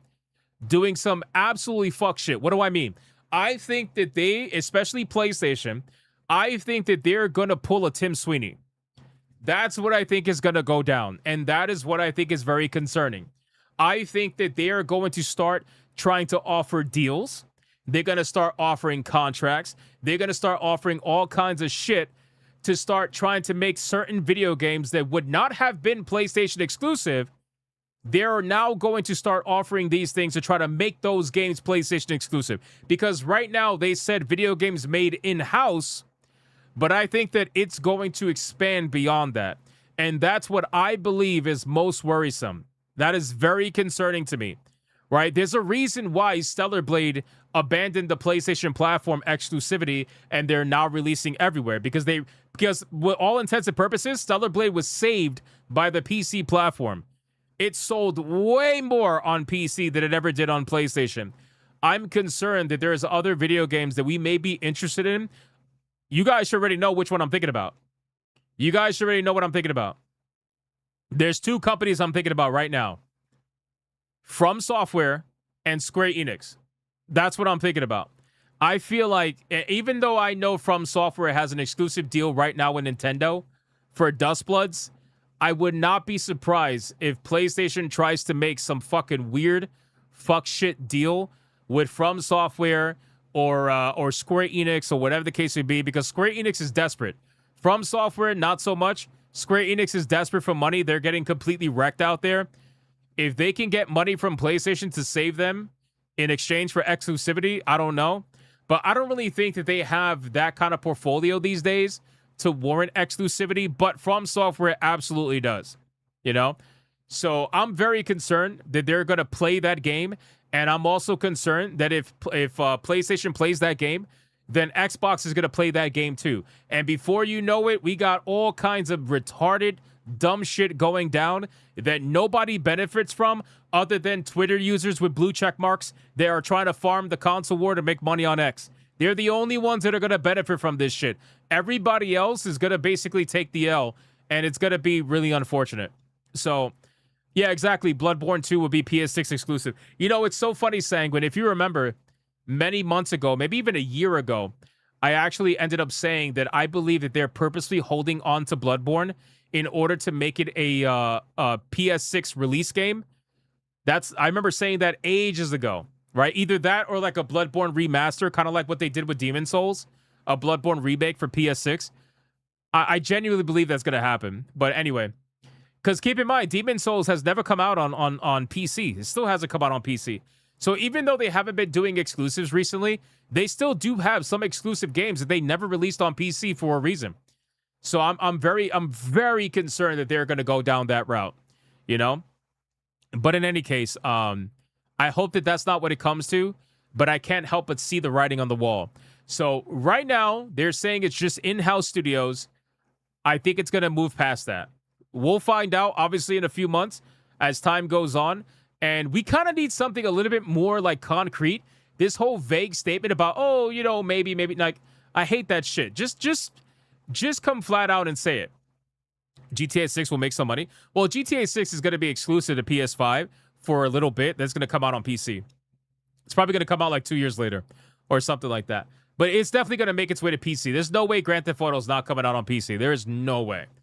There is absolutely no way. If they want to reach 200 some odd million sales again, they have to come out everywhere. They know that. Rockstar knows that. They know that. So sequels are in a bad spot, make new IP. Yeah, I mean, again, I'm just concerned that that's what's going to happen. Sony's holding the bone on Bloodborne. It has Death Grip on it. They are. For whatever reason, Bloodborne gets treated really strangely.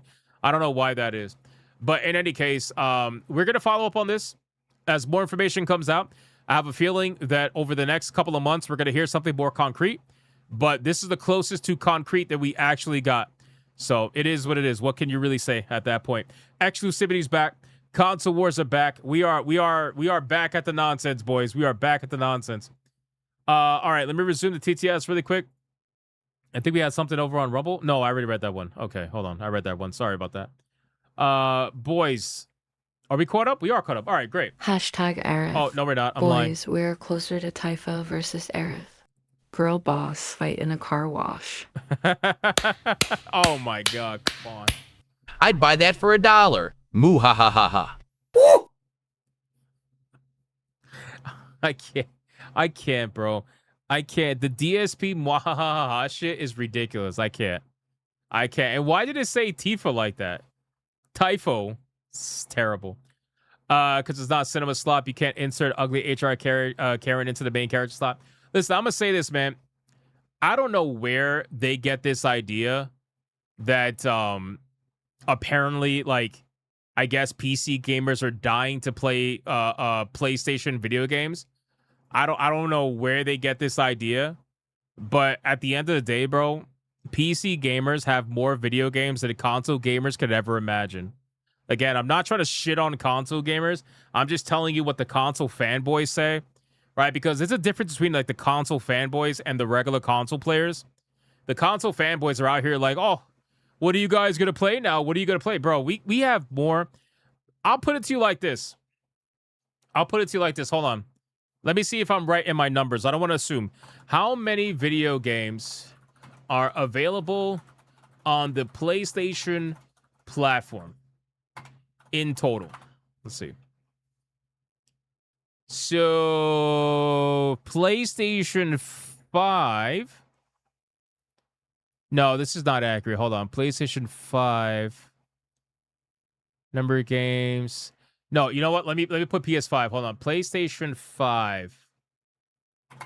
PlayStation 5 platform. The PlayStation 5 has over 1,100 native games, with thousands more, including enhanced PS4 titles, backwards compatible games. Okay, so there is 1,102 native PlayStation 5 video games. I'm going to repeat that. 1,102. 1,102.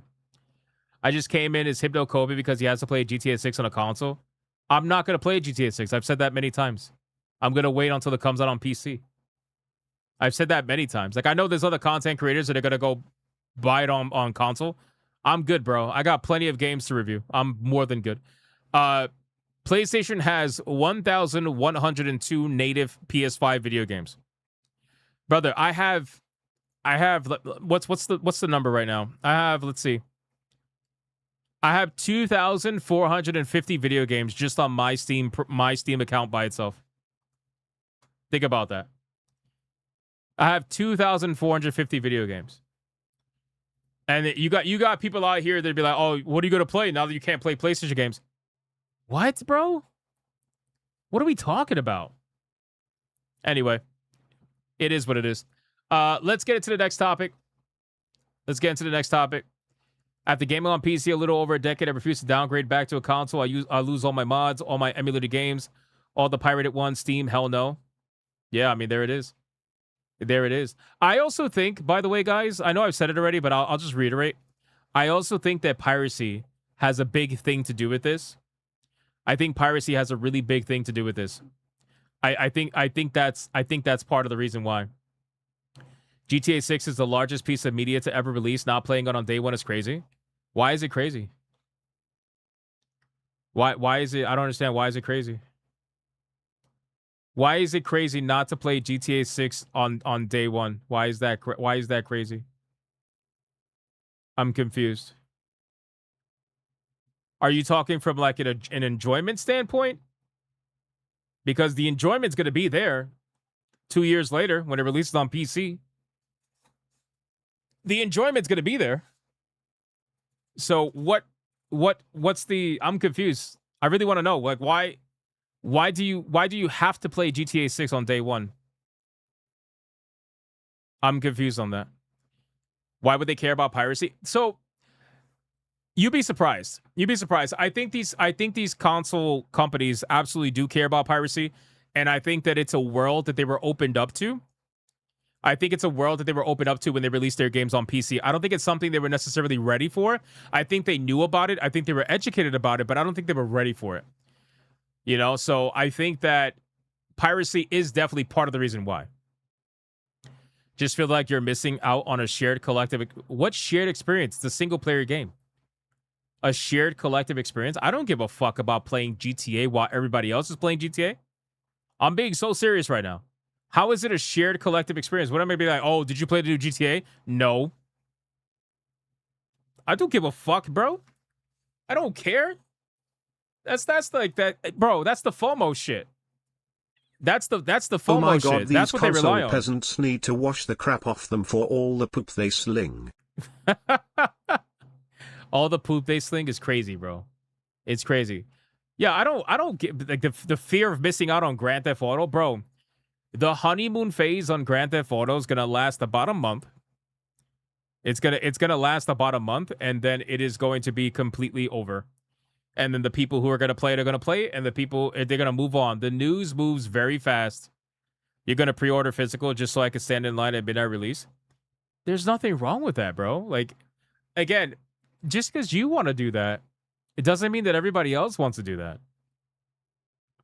You give it a week? No, it's going to be more than a week, bro. Vice Admiral, it's going to be more than a week. It's going to be more than a week. It's going to be about a month. Because people are going to be digging into the game. They're going to be looking for shit. If there's any woke stuff, people are going to talk about it. If there's any, like, anti-gay shit in it, like, if anything that makes the wokies mad, they're going to talk about it. People are going to be farming GTA clips for, like, a month. They're going to farm it for a month, and they're going to move on. You know? And then most of it's going to be, like, Grand Theft Auto Online clips, which is the same thing that happens now. So, you know? But yeah, like with GTA, bro, come on. I have zero FOMO with GTA. I can literally see GTA come out and feel absolutely fucking nothing. I can feel absolutely nothing. Have you ever looked at videos of people in line for a midnight release of the PS2 or something back in the day and be like, wish I was there? Brother, I was there. What do you mean, wish I was there? What do you think? You're talking to like some 18-year-old guy? I was there, bro. I was there. I was in that line. I was also a kid, but I was in that line. So I don't like, I was there. I don't care. Things change when you're an adult. It's like, I don't like, yeah, as a younger person, you obviously have that FOMO, right? Because you want to join in on with your friends and shit. But as somebody who's older, I don't care, bro. I don't give a shit about being first in line. Can we call console peasant to console present because they like to present their ass to Sony and Microslop as a gift to them? Jesus Christ, man. Jason Alter, thank you for the 5. Yeah, I don't care, bro. I used to be there for World of Warcraft midnight releases. I've said that many times. I was there. I don't know if BioShock had a midnight release. I don't think it did. I don't remember. I forgot what other game that I was there for. But for like the consoles, yeah, absolutely. But as you get older, bro, you don't care about that shit, man. You just be happy if you have time to even play video games, bro. If I could keep it real with you, my life is so goddamn busy. My streams are my time off. How crazy is that? My streams are my time off where I get to just like relax, play video games, talk with you guys, hang out with you guys. Otherwise, it is nonstop spickish. Nonstop. Anyway. But yeah, that's basically it. Yeah, you just grow out of it. Yeah. Like again, for me, it's just GTA 6. I can, like, for me personally, I can have zero FOMO. Right? But still recognize that GTA 6 is going to be massive. Right? There's no doubt about it. GTA 6 is going to be massive. I know that, you know that, we all know that. But just because I don't have FOMO doesn't mean like I don't acknowledge that it's going to be massive. And I'm happy for the people that wait around 10 years to play the same game. I was 7 years old midnight releases. Exactly, Adair Soto. Thank you for the 5. I'm happy for the people that wait around 10 years to play the same video game. I'm happy for them. This is their Super Bowl moment. I'm happy for that. I really am. I'm happy for the people that love and play GTA only and they're like super excited about that. That's perfectly fine. But bro, with all due respect, I play so many video games. GTA, I'll keep riding in Forza Horizon 6. Bro, I heard they updated Horizon 6. Is that true? Did they supposedly changed like some of the farming that you have to do with certain items? Is that true? I heard that. I looked at that earlier today. But yeah, so I can acknowledge that for sure. You were an adult in line for GTA 4 midnight launch, fresh out of prison with a sugar mama fun to me. All right, bro, this guy's trolling. This guy's trolling.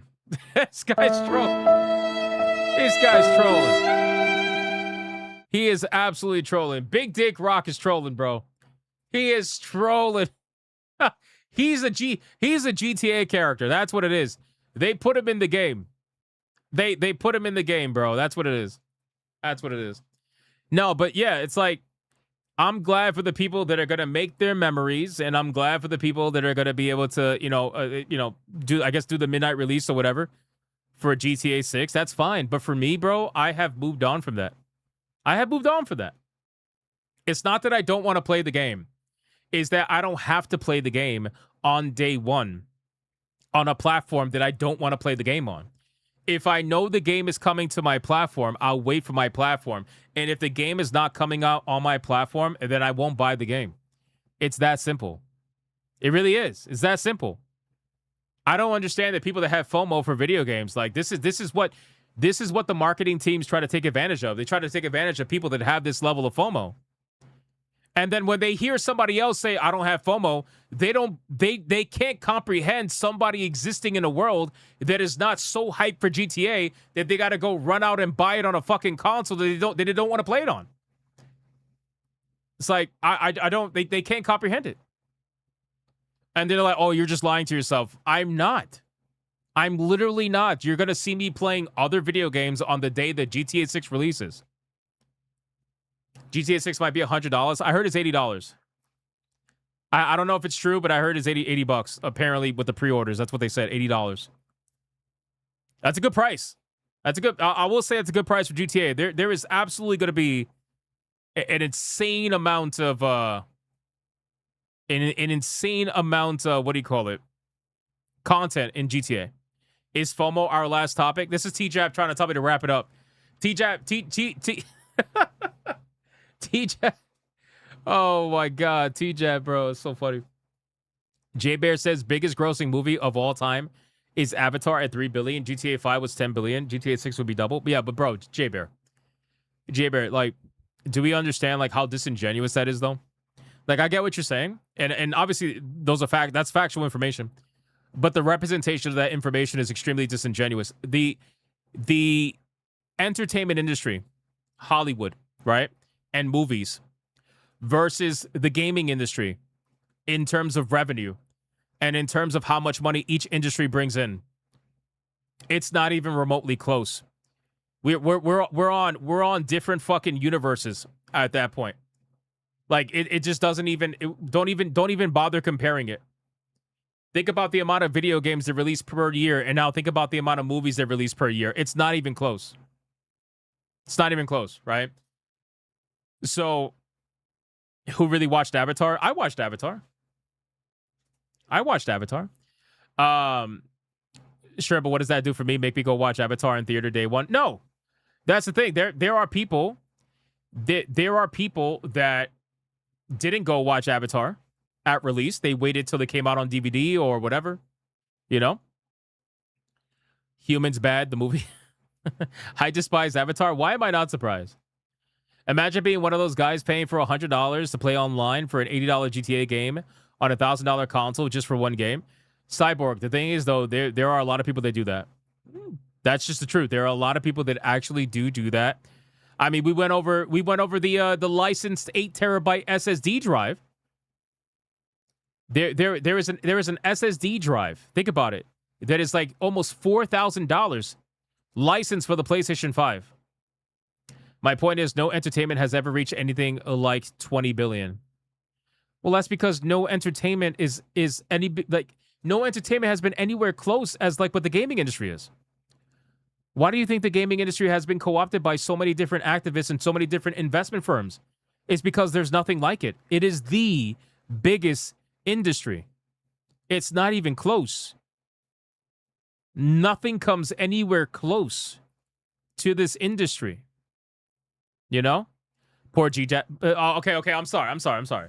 You're talking to a wall. I know. I like talking. I like talking to these guys. You know, these guys are, I don't hate them. I'm trying to explain how I don't personally understand why people get FOMO for video games. There are video games that I absolutely wanted to play day one, but I didn't want to play day one. It's not that I wanted to play day one because I had a fear of missing out on not playing it day one with everybody else. That wasn't the reason why I bought certain games day one. And granted, I've already told you guys, the games that I bought day one were Final Fantasy and Diablo. None of them had anything to do with playing with other people on day one or having like a fear of missing out if I didn't buy the game. You know what I mean? But there are people out there that have a legitimate fear of missing out. Like they actually feel that if they don't buy this game, they're going to be missing out on some like experience. And I just don't feel that. I don't feel that for video games, and I damn sure don't feel that for GTA, personally. And again, as you get older, you grow. Well, let me rephrase. As some people grow older, some people get patience. Okay, because some people don't get patience. But they, as you grow older, you do become more patient. And for me, like I have all the patience in the world. I have all the games in the world I could possibly play. Like today, we finally started playing Criso. I've been waiting to play Criso for so long. Never got to play that day one. Finally getting to play that because we have some in-between time in our reviews because we finished Lego Batman. You know? Diablo 4 new expansion review. I actually like the new expansion. I like Lord of Hatred. I like what they did with the gear system. I like the Horadric Cube. I like all that shit. I think they did a really good job with the expansion. And the story's pretty good too. I won't spoil it, but the story's pretty good. But apparently they feel like they went too far with the gear system. Anyway, we gotta continue. I don't want T-Jab's gonna yell at me and then he's gonna fire me. I don't want to get fired by T-Jab. Guys, we need to talk about Bungie. We need At to talk once about Bungie. Z5N celebrates 2 months of membership. Thank you, brother. The reason you aren't understanding why console players have FOMO is because we Steam users have sales all the time, so it's easy to just wait. Yeah, I mean, yeah. That's definitely a thing. We understand, Hypno, no, you're trying to educate them, but some of them you just can't educate them. Hey, thank you, dear Soto. I appreciate that. It's not really trying to educate them. I'm just trying to have an understanding. I'm trying to do something that I don't get to do anywhere else on the internet, right? Because, like, you can't come to an understanding with people on X. It's impossible. People on X, they just want to fight, right? They just want to kill each other. They want to kill each other, fuck your mom, and all this shit, right? It's literally impossible. But, on stream, being able to have conversations, it's fun for me. I have a good time. That's why I like SNH so much. Because even though we argue a lot on SNH, we get to have conversations and come to an understanding, usually. But yes, once, I agree. I agree once. The average Steam user, the amount of money they spend per video game is vastly lower than console players. It's not even close. So when you're used to that level of sales, when you name your price to play Marathon, we are not playing Marathon, bro. We are not playing Marathon. What about collector's editions? Did they do something dope that you're interested in? Would you buy it to have it for whenever the PC port comes out? Well, if there was a collector's edition, I would buy it for the PC version. I'm not going to buy the PlayStation 5 collectors and then buy it again for PC. You know what I'm saying? I'm not playing Marathon. No, that is not happening. I'm not doing that. Anyway, all right, let's go. Let me take the ears off. Guys, let me pause TTS. Hold on, because you guys are going crazy. Let me pause TTS. I think we're good on Rumble. T-Jap, don't fire me. Don't fire me, T-Jap. Guys, we need to talk about Bungie, all right? Things are not looking good right now for Bungie. It's so ironic to me. Actually, it's a little funny to me that Bungie actually ended up choosing Marathon. We all know this, okay? Bungie chose Marathon as their video game, right? They completely abandoned Destiny. They're not updating Destiny 2 anymore. They had one big final update, and they abandoned Destiny. And they chose Marathon players. And even though they chose Marathon players, they decided that it doesn't matter, and they're going to accuse Bungie of purposely trying to sabotage Marathon with the Season 2 update, which I find this story to be absolutely hilarious. Not only are we going to get into this, but we're also going to talk about a recent exposure from a former Destiny 2 developers that say working at Bungie was a toxic, dysfunctional experience, and say that the executive leaders over there apparently forgot that people play video games for fun. It's rough out there, boys. It's rough. So let's first talk about the supposed sabotage, because I find this to be really interesting. Players are accusing Bungie of sabotaging the game with the way its Season 2 update has been handled so far, which, to be fair, the Marathon Season 2 update has been plagued with nonstop issues, which is why I continue to bring up the fact that you can talk about these games ideologically. You can have these battles online with each other. You can fight tooth and nail with each other. And as a studio, we already know Bungie, we already know whose side they're on, right? But the truth is that these games are made so poorly most of the time that the people who even want to be shills, the people who are desperately looking to gargle the balls of Bungie, they can't even have a good time gargling the nuts of Bungie because Bungie can't even give them an experience that's worthy of being playable, so it interrupts the gargling of the balls. Do we understand? It's like, if you are going to make a video game that has these problems, you're even making it harder for the shills to be able to gargle your nuts, right? So let's talk about it. Now, Destiny 2 has been the studio's flagship project. We already know that for the better part of the last decade. And that balance changed in April 2026 with most veteran Bungie developers switching to work on Marathon. Destiny 2 is now functionally finished, supposedly, with all the live service features concluded. Bro, they care so little. They care so little about Destiny now that apparently there is a bug in Destiny 2 right now from the most recent patch that allows you to essentially cause infinite damage. And you know what Bungie did to fix it? Nothing. Bungie's like, yeah, we'll let you guys do it for like a week or so. Go have fun. Go have fun with this bug that breaks the fucking game. You can do infinite damage? Go ahead. Have a good time. We'll let you do it for a week and then we'll fix it. Bro, they don't give a fuck about this game. They don't care. Now, granted, infinite damage sounds fun, but it is game-breaking, you gotta admit. Anyway, so now Marathon Season 2 update tackled many of the game's supposed growing pains, but it hasn't come out in a perfect way. One of the biggest problems, according to the community, is the fact that the Cradle XP gains have been substantially reduced. The result is a big increase in the game's grind, and some players outright accuse Bungie of attempting to kill their game by doing so. The logic is that massive increases to Marathon's XP grind will only exacerbate the game's biggest problems and make it less likely that it will attract new players. Are we seriously coping like this? There's no way we're coping like this, right? So you mean to tell me the Marathon players are coping and saying that it's because of the game's grind as to the reason why it can't attract new players? Meanwhile, you literally have extraction shooters that are all about the grind. Even Arc Raiders. You think you're not grinding in Arc Raiders? Of course you are. You're grinding like crazy in Arc Raiders. So now the grind is somehow, making people not want to play the game. These guys just don't want to admit that the game is unappealing. They don't want to admit that in order to get to numbers like this, the game has to be extremely unappealing. You guys had a free week. Not even a free weekend. You had a free week and everybody checked out. You're at the same numbers as you were prior to the free week. Everybody checked out for the most part. At what point do we admit that the game's just not appealing? It's a sweaty game. It's not appealing to the masses. Most people are not going to play this game. But anyway, of course, they want other people to join them. They want to. Nobody wants to be the person playing the game that nobody else wants to play. Right? Most people will feel some sort of way if they're online shilling for the game. Now, me personally, I don't give a fuck. Right? With me personally, it's like if I like a video game, I don't care who's playing it or who's not playing it. I'm having a good time with or without you.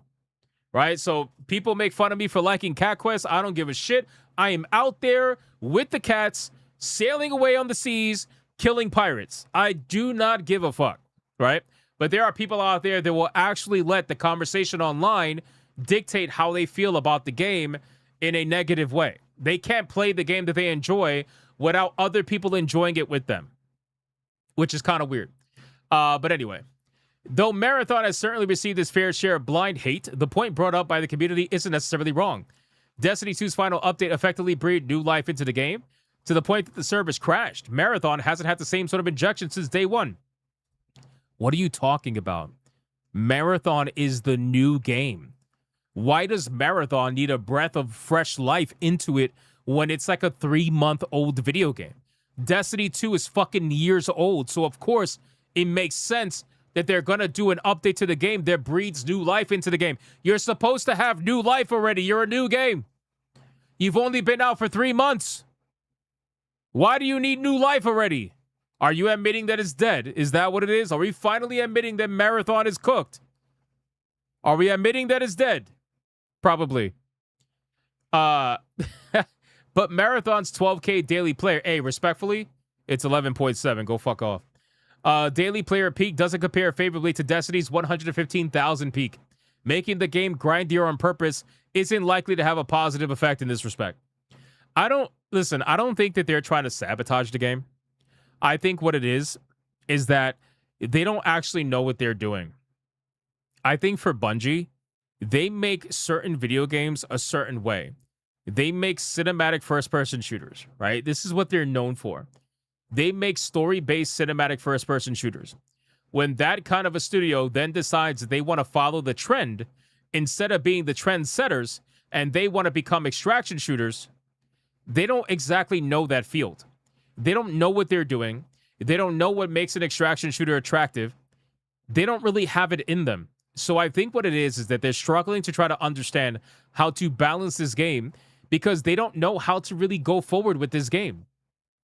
I think if they were working on Destiny, they would have a hell of a lot more easier time in understanding what to do because they're used to it. They know what to do with those games. They don't know what to do with an extraction shooter. This is completely out of their field. And I know they're trying to make it their field because they've already doubled down on it.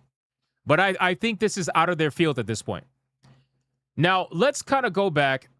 Well, before we do that, let's talk about this. Not even Marathon sorely needed second free week did much to elevate its daily player counts, to the point that no one can't help but wonder if the core concept simply isn't appealing enough. Thank you to the average player. That's literally what I've been saying for I don't know how long now. And people are like, oh, you just suck at FPSs. That's why you don't want to play the game. Shut the fuck up, bro. This game is unappealing to the vast majority of people that come across the game.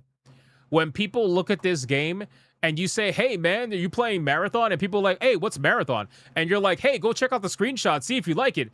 And you get greeted with like, did they take it away? They took it away, didn't they? They took it away. They used to have the ugly bitch in this shit. They used to have all the ugly characters in the screenshots. Now they don't anymore.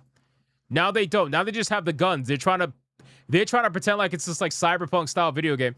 They took out the ugly characters. That's crazy. They only left this one where you could barely see the face. Imagine somebody tells you Marathon and you go look up the screenshots and you get greeted with like those ugly ass characters because those screenshots were everywhere. So that's what people were seeing. And then on top of that, you look at the trailers. Bro, you're going to look at it and most people are going to be like, yeah, I'm good. I don't want to play this. I'm okay. I'm good. I'm going to go play like, I don't know, like Hello Kitty Online Adventure or something. I find that to be more appealing. You know what I mean? Like fuck that. Most people said, nope, I don't want to do it. Now, all that being said, there's another problem going on right now with Bungie. And that is that there are former developers that are not going to keep their mouths shut. And I got to be honest with you, I kind of saw this coming because I think that the Destiny 2 developers are probably highly upset as to what happened. And at this point, they're looking at this and they're like, all right, well, if you're going to fuck me, I'm going to fuck you. Right? That's basically what's going on here. So now that they are former Destiny 2 developers, they're coming out and trying to say what it's like working for Bungie. Now, this is obviously all hearsay. I want to be very clear. I don't know if this is true. We don't know if this is true. This is all hearsay from people who used to work at Bungie. I'm just trying to look at the whole picture. All right. So they say that it was a toxic, dysfunctional experience. They forgot that people play video games for fun. This part I could pretty much see, but we'll kind of get into that. All right. A former Bungie narrative lead who worked on Destiny 2 for a few years calls the experience the most toxic, dysfunctional of his professional life. Despite that, there's plenty of praise for the people who put the space MMO together, praise that also comes from many other alumni. Since Bungie revealed Destiny 2 is being sunset, we've seen plenty of reactions online from developers past and present, as well as other creatives who have been impacted by the game. Now we have a collection of tributes from former Destiny 2 developers saying goodbye to the game, courtesy of the folks over at Aftermath. It says, working at Bungie was the most toxic, dysfunctional experience of my professional life. Former lead narrative designer Michael Zank says, but the incredible people that I got the chance to work with were some of the best in the world at what they do. And I consider all of them to understand that people would play Destiny just to dress up their character, more or less. So, of course, silly fun things were still enjoyed. Well, again, I want to reiterate, this is because for them, they look like, guys, Bungie is a narrative FPS studio. Okay? They're a story-based FPS studio. So what does that mean? It means that for them, they're focused on making story first and gameplay follows, right? They cannot make an extraction shooter. I do not believe they have it in them, the capability to make an extraction shooter. This is why they are struggling so hard to make an extraction shooter. You can clearly see that they are out of their element. They are out of their experience realm. Like their realm of experience, they're out of it. They're not, you can tell when a developer's not comfortable.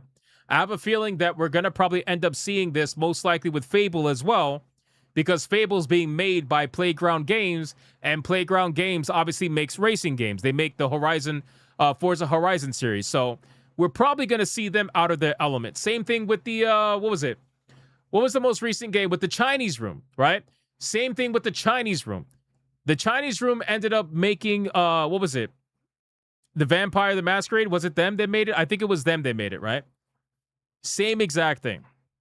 So they're out of their element.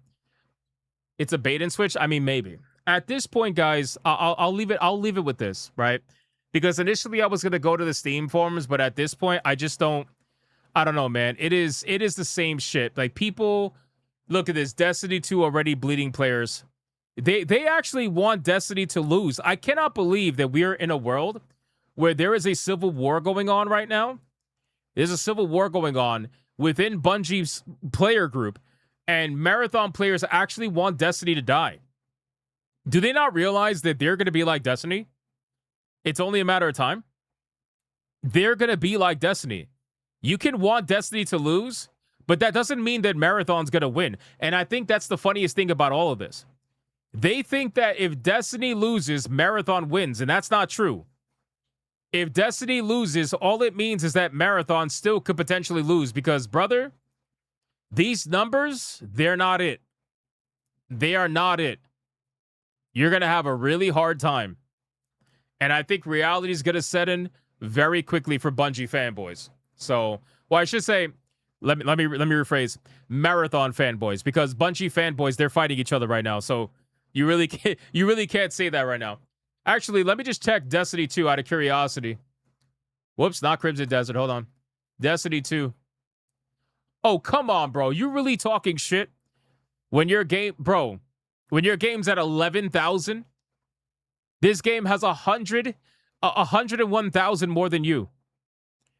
Come on, bro. You really talking shit like that? That's crazy, man. Anyway, this is basically where we're at. I found this all to be very interesting information, and I think it's kind of crazy that even the Marathon fans are turning on Bungie and accusing them of sabotage.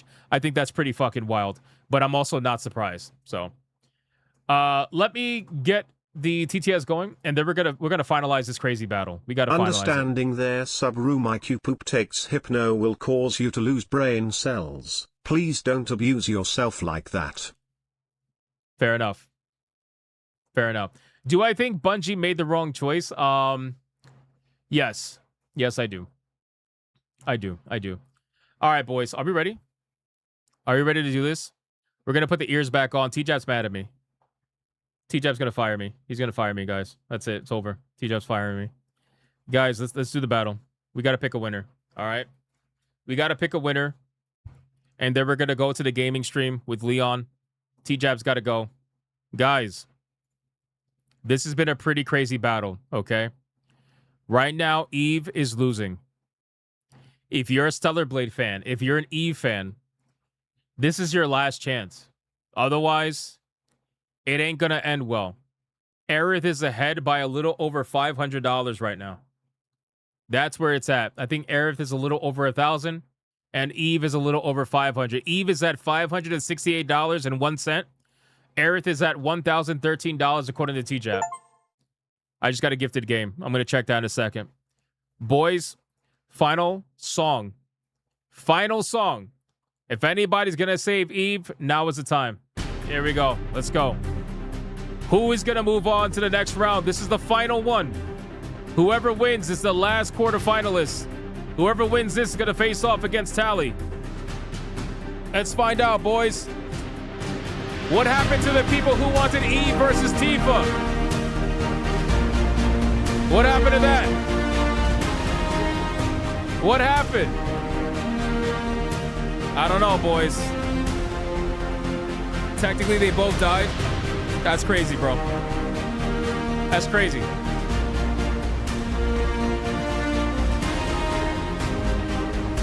Are we gonna witness a massive upset right now?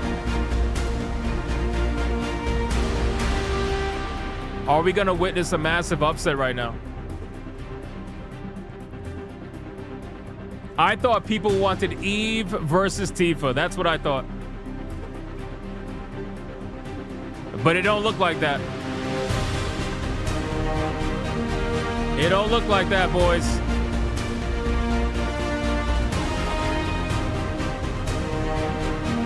That's the question. I don't know, man. I don't know what's going on. Matthew with $80 for Eve. Matthew's fighting. Matthew's fighting. Matthew's fighting. Damajanai with a 2 for Aerith. Thank you, Damajanai. Adair Soto with a 5 for Eve.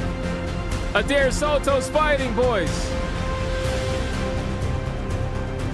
Adair Soto's fighting.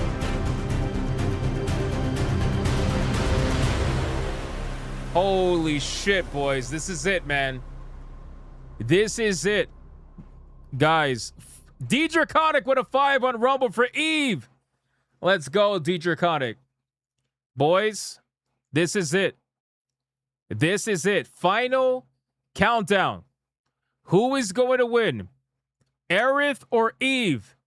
The Eve fans are fighting. This is going to be scary, boys. I don't know. Here we go. The final super chat that shows up on my screen is going to be the one that counts. 5, 4, 3, 2, 1, go. Deadeye's Lock with a 5 for Eve on Rumble. Adair Soto with a 2 for Eve.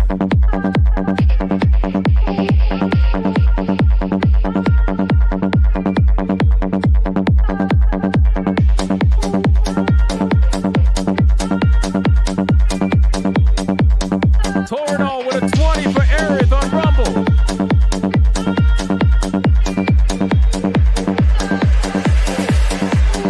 Waiting Waiting for lag. Waiting for lag. Deadeye's Lock with a 10 for Eve over on Rumble. Waiting for lag. Waiting for lag. Hashtag And that is it, ladies and Hashtag gentlemen. That is it. A Kick and Donuts was the last super chat they counted for Aerith with the 5. Adair Soto, thank you for the 2 with Eve. I appreciate it. Boys. At Hinata. Boys. Holy shit. Holy shit. This has to be one of the... This is huge, bro. This is probably the first big plot twist of this tournament. This is the first... Yo, Dr. Spike is such a troll, bro. This is the first... Thank you for the 2. This is the first big plot twist of this tournament, bro. Wow. Holy shit. T-Jab's going to give us the final numbers. Let's go back to the bracket. Boys, we got our last quarterfinalists, man. Guys, that means that we now are going to have Aerith versus Tally in the quarterfinals. So here is the quarterfinals bracket. We're going to be ending this tournament fairly soon. We got Lara Croft versus Mai in the first fight. We got Felicia from Darkstalkers versus Tifa from Final Fantasy. That's going to be a bloodbath. We got Samus versus Cortana, which are both basically mascots for their own, their own platforms. And then now we got Tally versus Aerith on the last fight of the quarterfinals. Bro, this is crazy. Holy shit. This is coming down to the wire, ladies and gentlemen. This is going to be very interesting. Very, very interesting. I'm curious to see what's going to happen with Felicia versus Tifa. And actually Tally versus Aerith, because we saw what Tally did. We saw what Tally did to Claire, bro. It was fucked up. It was practically illegal. It was pretty fucked up. We saw it. We all saw it go down. All right, T-Jab's counting the numbers. In the meantime, boys, I'm going to make my gaming stream go live. We're going to be playing Lords of the Fallen with Leon. You're not going to want to miss it. Let me make it live right now. We have a good time playing Lords of the Fallen. There's a lot of nonsense and craziness going down, a lot of death. But here we go. I'm going to link it right now. We're going to be going live in about 40 minutes. Game stream link is here. Let me copy and paste it on Rumble. Rumble, here you go. Great Ape, thank you for that 5, by the way, for Aerith. Torinol with the 20 says, hashtag Aerith, better waifu even than Tifa, only inferior to Beldandy, but who's going to get to glimpse a literal goddess? I don't know, man. I guess we're going to have to find out, Torinol, aren't we? All right, the numbers are in, boys. The numbers are in. Here we go. Let's go back to the main page. Here we go. Final numbers. We got Eve at $677 and a penny. The penny's funny. Versus Aerith at $1,043.53. Which means the winner and officially becoming the final quarterfinalist is none other than Aerith, ladies and gentlemen. Damn.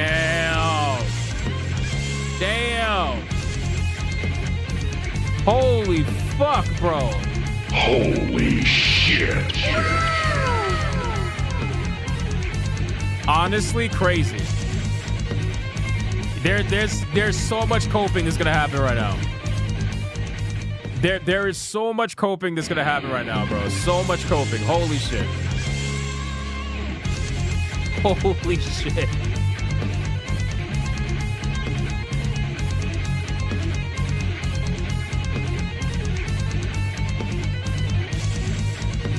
I am genuinely shocked, boys. I am genuinely shocked. You are coping and seething. Oh no, the tomatoes are out. You just can't accept what you're seeing.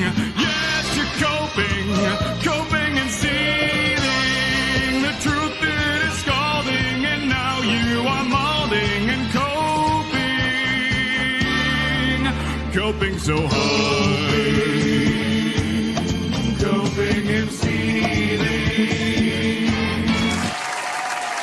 That is it, boys. Man, that is not how I thought this was going to go. But you know what? Is always that one shocking moment. Who does Tally go up against? Old Man Cad. Tally is going to be going up against Aerith. By Aerith winning today, she will be going up against Tally in the quarterfinals. So that's going to be very interesting. I'll show it again in 1 second. I'm just setting up the redirect to the gaming stream. So this is where we're at. This as a reminder. All right. We're not doing a battle tomorrow because tomorrow's Friday, and obviously Saturday we don't do it. So starting Sunday, Sam's like, we're going to have our revenge. Starting Sunday, we're going to be doing the battle. But Tally is going to be going up against Aerith, right? So we got, on Sunday, it's going to be Lara Croft versus Mai. On Monday, it's going to be Felicia versus Tifa. That's going to be crazy. That's going to be crazy. On Tuesday, it's going to be Samus versus Cortana. On Wednesday, it's going to be Tally versus Aerith. So that means on Thursday, we'll be having our first semifinal fight, which means by the week after next week, this tournament will officially see its end, and we'll find out who wins. We'll find out who wins in 2 weeks. Insane, boys. Insane. Tally's going to take it? I don't know. All right, boys, listen, thank you guys so much for hanging out today. I greatly appreciate every single one of you. Everybody say thank you, T-Jab, for hanging out with us late and keeping me on track time-wise, even though I went over on time and shit. I apologize to T-Jab. He's legendary. I'm sorry about that. It's been just a crazy day. Thank you guys so much for all the support, the likes, the comments, the super chats, everything. I hope all you guys had a ton of fun. Join us over on the gaming stream. If you want to hang out with me and Leon and watch us go, crazy in Lords of the Fallen and die a ton and basically rage and all that stuff, come hang out with us tonight. Otherwise, I'll see every single one of you on the next one tomorrow. And Hypnomods, thank you for what you do every single day. You guys already know, man. Go be bigots and go be gooners. Old Man Cass says, what about me? You're a Hypnomod. I said thank you for doing what you do every single day. Bye.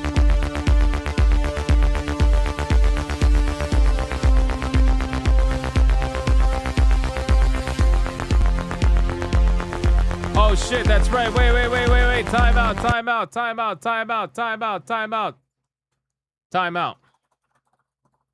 I forgot gifted games. Hold on. People were nice enough to give games. Let's see what we got. Hold on. Don't go nowhere. This Limitless Andre, I heard you say you have free gaming time. And since I'm such a good friend, I'll give you this game to pass the time. Coconut Simulator.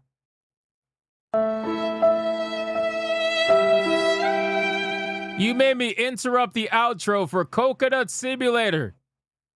Fuck. This guy. Oh my God. I know you were saying this with heat. It's important to wash your ears. In this game, you can help your wife who clean behind her ears and elsewhere too. I'm not accepting this. Giant waifu wash simulator. I'm not accepting this.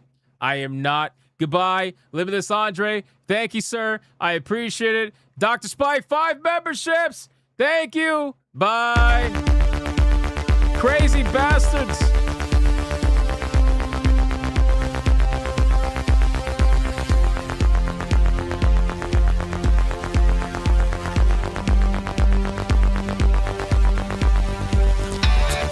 I am not gay. I have relationships with women and sex with men. And I got news for you. That means you're gay.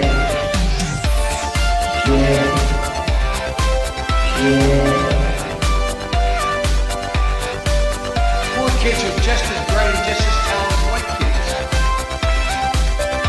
Her dog, or her cat, was named Vagina.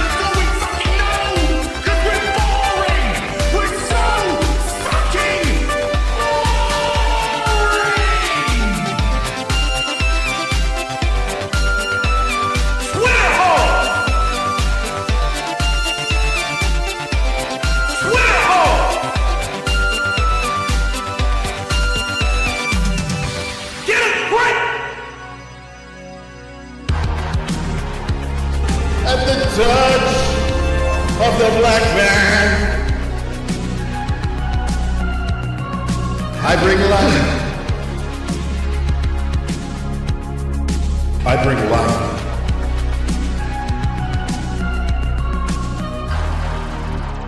I bring life.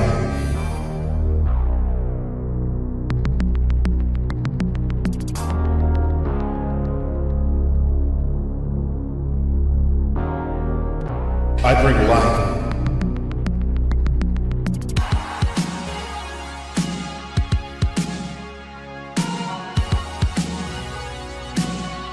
I bring life.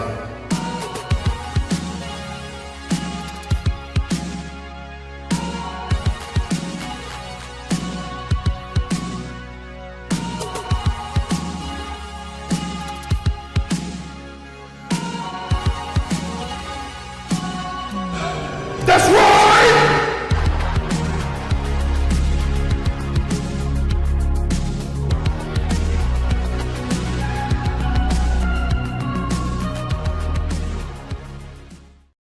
Why the hell are you still here? Go on. Get out of here. Go play some video games.